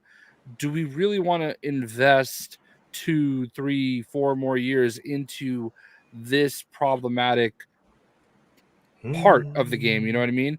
And at some point, I feel like while it would be nice selfishly to be able to keep getting characters and keep playing and all of that, at the same time, I would like I feel like the core is there, and there is a great game there, but I really, and I agree with Nikita completely. It's almost like a soft reboot, but in order to do it, you need to start over. There needs to be a new core. Let them go use Unreal Engine 5 or something like that. Something where there are all these pre-built assets and everything that they can work with, so that they're not constantly running in place. And that's kind of what it feels like they've done for 2 years now. A lot of running in place. It's that hamster wheel. And I think I would rather see them get the opportunity to incorporate everything that they've learned into a better build that is more stable, that is built for next generation specifically. And, hopefully we can find a way to carry over, progress and stuff like that. I don't know. But that's personally where I'd like to see things go. And just kind of run out the string. It's not that I don't love the game, I do. I like to play it. I want more stuff, but I'd rather just a fresh start, That's me. Slice Stardust. So my thing is kind of an extension of what Miller was talking about, right? With going over to the Avengers Hero Omega approach, right? Rather than these operations and hero bundles. So you get the hero, the story, maybe some other bits and bobs. I think the thing is with that is it's not just kind of cooler because there's more story there. We get to see some cool story development. It's also the narrative, and it feels really hopeless, right? And what I mean by that is Kate, Clint, and Black Panther all came with the narrative of, is this it? Is this the turning? Is this going to be the one where the game's just boom, it gets everything right afterwards? Because those always feel like not reboots, but everyone was like, is this the Taken King? Is this the Taken King? Is this the No one's going to say that about Winter Soldier, who maybe comes out with some hero events. That's not a narrative anymore. Cloning Labs won't have that, right? But those did because they felt juicier, right? There was more steak on the bone. Even if it was just, an hour and a half operation, it was still okay, cool. And even though they never ended up being Taken Kings, the fact that narrative always pops up made me, as just a fan, really hopeful, right? I would look at Hawkeye, I'd look at the Black Panther thing and be like, I believe. But now there isn't really anything to kind of be this is going to be the stepping stone to greater things where more players come in and all that, because they don't have that. Not even don't have the resources necessarily. They're just not planning for it. They're not planning for the game changer anymore. And I think that's why, for me personally, it feels a little bit, exhausting, because there is no Captain Marvel expansion, right? At least as far as we know, that's going to be Black Panther 2.0, right? There's nothing that will be this is it for the game. So it does feel a little bit, this is it now. This is Avengers, what we've got. There is no up, there is no better. And it feels a little bit that's a shame. You know what I mean? Because having that kind of next point where this is it. This could be it. At least it keeps you there and it keeps you kind of hopeful and grasping. And if one of those updates went really well, I mean, we would be all very happy as fans, content creators, and more. But because there isn't that, and it's just kind of more bare bones, it's just not exciting really anymore, I guess. But that's just me being a bit of a hater. So that's the game. What you got, boss? State of the game. State of the game. I would say it's more like Schrodinger's Avengers, both alive and dead, suspended in this quantum state that shifts depending on the perspective of the observer. And you can definitely see it in how, say, a Johnny Rocker will interpret the tea leaves when it comes to the Embracer situation. You know, I've looked at the same evidence, and you can say, oh well, this game's clearly dead. It's circling the drain. Embracer hasn't said anything about licensing deals. They just had a giant sale. It sounds like, you know, Square Enix can't get rid of their stuff fast enough. Avengers, for their second anniversary, is just putting all this stuff on sale. You know, they don't have a release date for Bucky. You know, it looks like they're just circling the drain. But then you can also just look at it like, oh well, everyone seems optimistic. They actually have plans for content. The Embracer deal, even though it closed, they're still updating. We're hearing stuff about it potentially getting good news from the people that are involved, the devs being happy. And, you know, they've been making improvements, even though the content this year so far has been bare bones. It definitely can look at it as this is just kind of a more transition period while they're dealing with the sale and hiring and onboarding new people. So for me, I'm just kind of like in limbo, where I'm just waiting for a definitive event to push it one way or the other. You know, I just want to, even if it's bad news, I kind of just want it just to be put out of this misery. Like, I just want a definitive answer. Is the game dead? Can we move on? Or are we going to just keep this thing going another year or two? And I'm hoping that sometime this month we get an answer one way or another. And at this point, I'm okay with either. Okay. As far as I'm concerned, the game right now is in a. I'm gonna be honest with y'all. I'm gonna say, as far as physically concerning, is like playing the game is probably in one of the best shapes it's been in, even though we're still dealing with a lot of the same issues. But like right now, I'm more confident in playing certain content without thinking I'm gonna fall through the floor, or, you know, I'm gonna disconnect in the middle of the game, or even though that happened the last stream. But y'all know what I'm saying. It feels a lot better than it felt, but I don't see how long it can sustain itself in this particular state. It's nothing new. It's literally, we'll get a hero. I mean, how many times do y'all go to Wakanda unless it's for an event? Like, that's a whole region that nobody even goes to unless they're doing the event or the raid. And we need content in this game that is replayable. That's where they're falling off at. Is the content isn't replayable. It's just, okay, I'm gonna go do this hive because I know I can get certain gear from it, but I don't want to do this hive. I'm doing it because that's where the gear is. There's no specific gear that you need aside from the raid gear in Wakanda. So who's running Here Comes the Pain? You know what I'm saying? Who's running any of those missions? Nobody. It's not replayable. I'm running New players. Sir, we go to Wakanda for the only mission worth doing, like every weekly update. Yeah, that's it though, right? I farm Here Comes the Pain. I think people go to Wakanda more than they go to other places. I doubt it. Sometimes I play Sometimes I play that one Warzone in Wakanda because it's just really pretty to look at. The raid is in Wakanda. I said the raid, Jay. I said, aside from the raid, when else are you going to Wakanda? Oh, you're not listening? Are you not paying attention, sir? I mean, listen, you've had 0 good points this stream. I've made every good point. Shut your trap.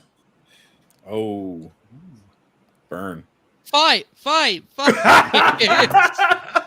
Listen. See, man, this is sound the bad. this is the shill hater symbiosis in action. It's happening right now. We're witnessing it. This happened. What you guys got to realize is we're still weeks away from cloning labs. That hasn't changed. We've been weeks away since 2020. Every week that goes by is another week we're closer to getting cloning labs. The more things change, the more they stay the same.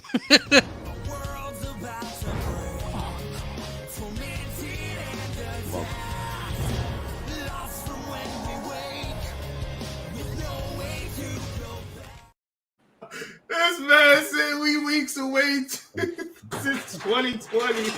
Right. We're just 104 weeks away, Jet. We did finally get that end game. That's the one thing we didn't have 2 years ago. We got the custom harm room. We finally got that end game that we've been waiting for. The shield hater symbiosis is so strong in this chat right now. I can't, man. I can't. The closest thing we're ever going to get to a symbiote in Marvel's Avengers tier. Can we all just agree that we at least hate High Ruler? Like, we can all agree on that, right? We can all agree that High Ruler breeds hate. That's what we can agree on. No, I hate High Ruler. High Ruler doesn't breed anything. Like, we've seen that man's Twitter likes. He don't breed nothing. Right? Let's relax. I've never rooted for someone to suffer through their COVID. Bro, Jesus, He's over it. I can say it now. You can't say that. Yes, I can. I did actually message him, and I said, if you die from COVID, can I have your dogs, your setup, and the rest of the subs on YouTube? You just gonna take his whole channel. Just yeah. I know y'all be in the back understand betting that I on each already other's channels own all the these time. channels? So I think right now. I mean, he don't need him anymore. He's on Twitch. So just. I can't. Okay, Slice Stardust. Do me a favor. You don't have to put anybody on the map. Just give us an outgoing statement so we can get up out of here. Oh, can I plug the charity thing? If you Can I feel plug the like boxing it. thing? Cool. Yes. So I can't believe this. I'm gonna be boxing, right? And yeah, I know. This is what I'm waiting for. So it's going to be posted onto the YouTube channel, so you can all laugh at me getting sparked out, right? So we can react to that and all sorts. Let me find the Just Giving link. I'll post it. Which Paul brother are you fighting? I'm fighting KSI, actually. I'm fighting my British brethren. But no. Was sparked out a Xenoblade reference? No, it's just a British thing. It's a vernacular, sorry. But yeah, no. So it's 8 weeks of training. A bunch of fellow fatties like myself get involved. And what's really weird is that you're training with the person you're going to fight, right? So I could make best friends with the guy. And like a couple of days before, someone who's close to your weight is like, okay, you two are fighting, right? Nothing you can do about it. And your family's there, and it's super scary, and it's really intimidating. And I mean, I thought this was way cooler than just playing a game for 24 hours, right? It's pretty big deal. So I thought, yeah, sure, why not, right? I have a question about the kind of logistics of it. When you're boxing, are you going to box under the name Mankind or Dude Love? Or Cactus Jack.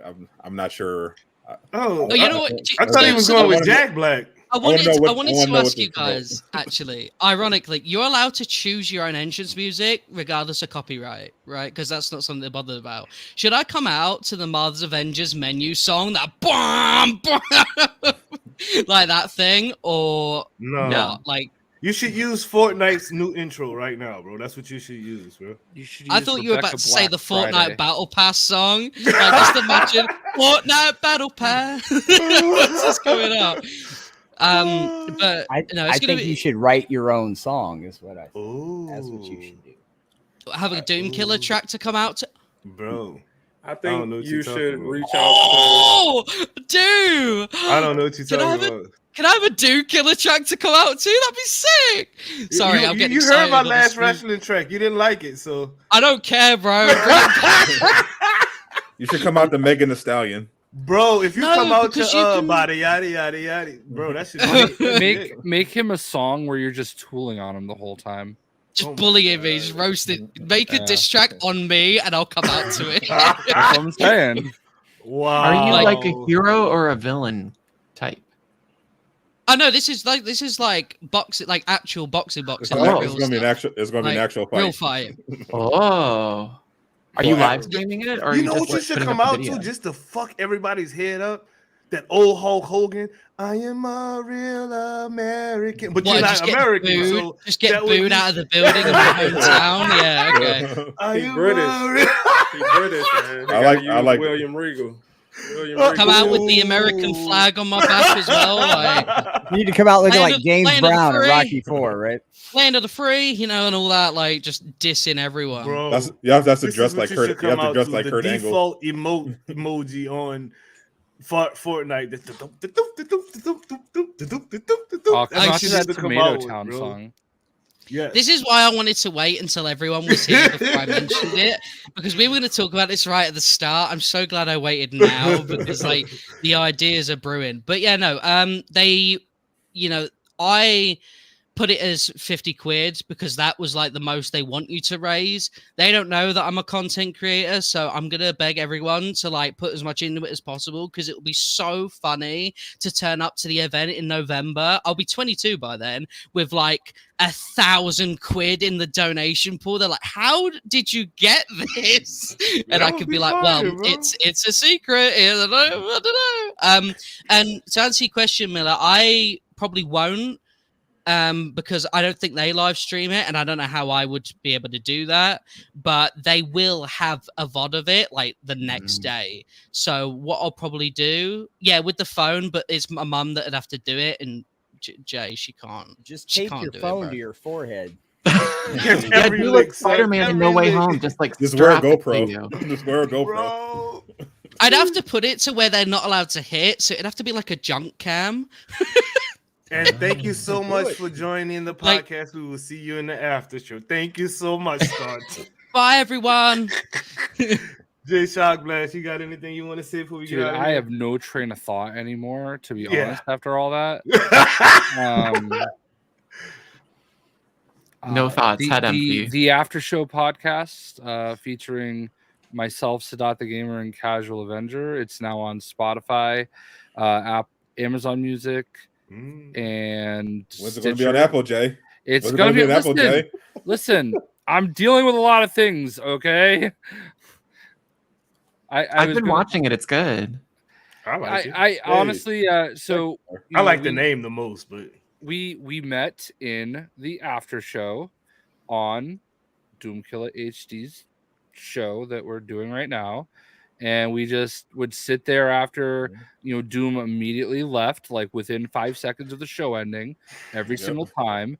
He's like, "Yup, out," and yeah. So thank you, yeah. Jay. Bye.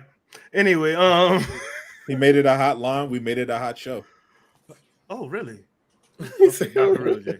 Love you, sir. Johnny Rocker.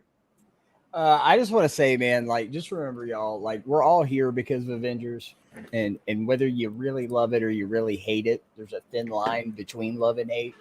So while we're in this kind of silent period and all that, how about we just be a little nicer to each other, you know, because we're all just kind of waiting to find out the same things, right?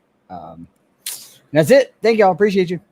Thank you, Jay. See you in the after show. After party. Now I don't really like using after show. I don't want to get people confused. So we'll say after party for this, after show for y'all show. Man, I'm gonna save you for last. So, Casual Avenger.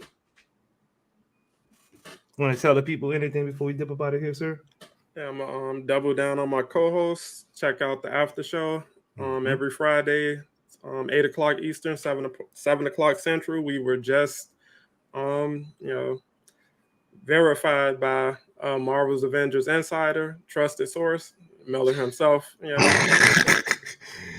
Shout out the show. So definitely check us out when you get some downtime. Yes, indeed. Yes, indeed. Yes, indeed. Sadat the Gamer. I would also say check out the after show podcast or just my regular content. Follow me on Twitter because apparently I'm like famous now for at least for the night because I'm going super viral. So this is your chance before I become too good for you all. Suck up now before it's too late. Bye, Sanat. I see you in the after party, bro. Miller, talk to the people before we get out of here, sir. Oh, okay. I'm going to do a shout out and a plug. Real quick shout out. It's been 2 years of Marvel's Avengers. We've talked a lot about the shills and the haters. And I really feel like nobody has taken it harder than INH Gamer. I have to give a big shout out to INH Gamer. That guy, I have seen more people tell that guy to commit unalive than I think anybody on Twitter. Like, that guy's been in the trenches for Marvel's Avengers. For real. And honestly, I'm not saying I've seen every tweet and that, you know, we've never spoken. I can't say the guy's an angel, but I've definitely seen him take some shit for this damn game. And cheers, INH Gamer. Yes, indeed. For the plug, I've been working on getting Marvel's Avengers running in VR. There is a software that it tries to like hijack a game's depth to create a VR sensation, and it does this through a variety of methods depending on the game. It's been like pulling teeth to get it to work with Marvel's Avengers, but I finally got depth working and I've got head tracking working. And so I'm going to actually go live later tonight with the campaign. I'm going to do it for the next couple days. But yeah, Vorpax. I'm, as far as I know, I'm the only person who's gotten Vorpax running in Marvel's Avengers with depth. I'm very excited, but I want to actually keep working on it. I'm super obsessed with VR. I want to turn it into a legit VR mod for this game because I love it and I love VR and it's the perfect marriage. But yeah, so come check it out. Twitch.tv/Miller with 8 M's. Thank you, Doom, for having me. 2 great years of this. Can you believe it? Here's to 2 more. 2 more. Let's go. All right, once I see you in the after party. Thank you guys for tuning in. Tonight was awesome. It was special. 2 years of Marvel's Avengers, 2 years of great content creators, people like myself and Jay Shock Blast, Johnny Rocker, Miller, Sadat the Gamer, Casual Avenger, and Stardust. You know, everybody else who comes out and comes together for this community. Y'all showed up for us, and we always gonna show up for y'all, and that's what it is. So hopefully you guys enjoyed this live stream. If you did, make sure you hit that like button. Please, it really does help me out a lot. You don't have to spend no money. Just hit that like button. If you feel extra good, hit the share button. You know what I'm saying? With all that said, laissez-les bon temps rouler, which means let the good times roll. Peace out, people, and thank y'all for rocking with us. Until then, peace out.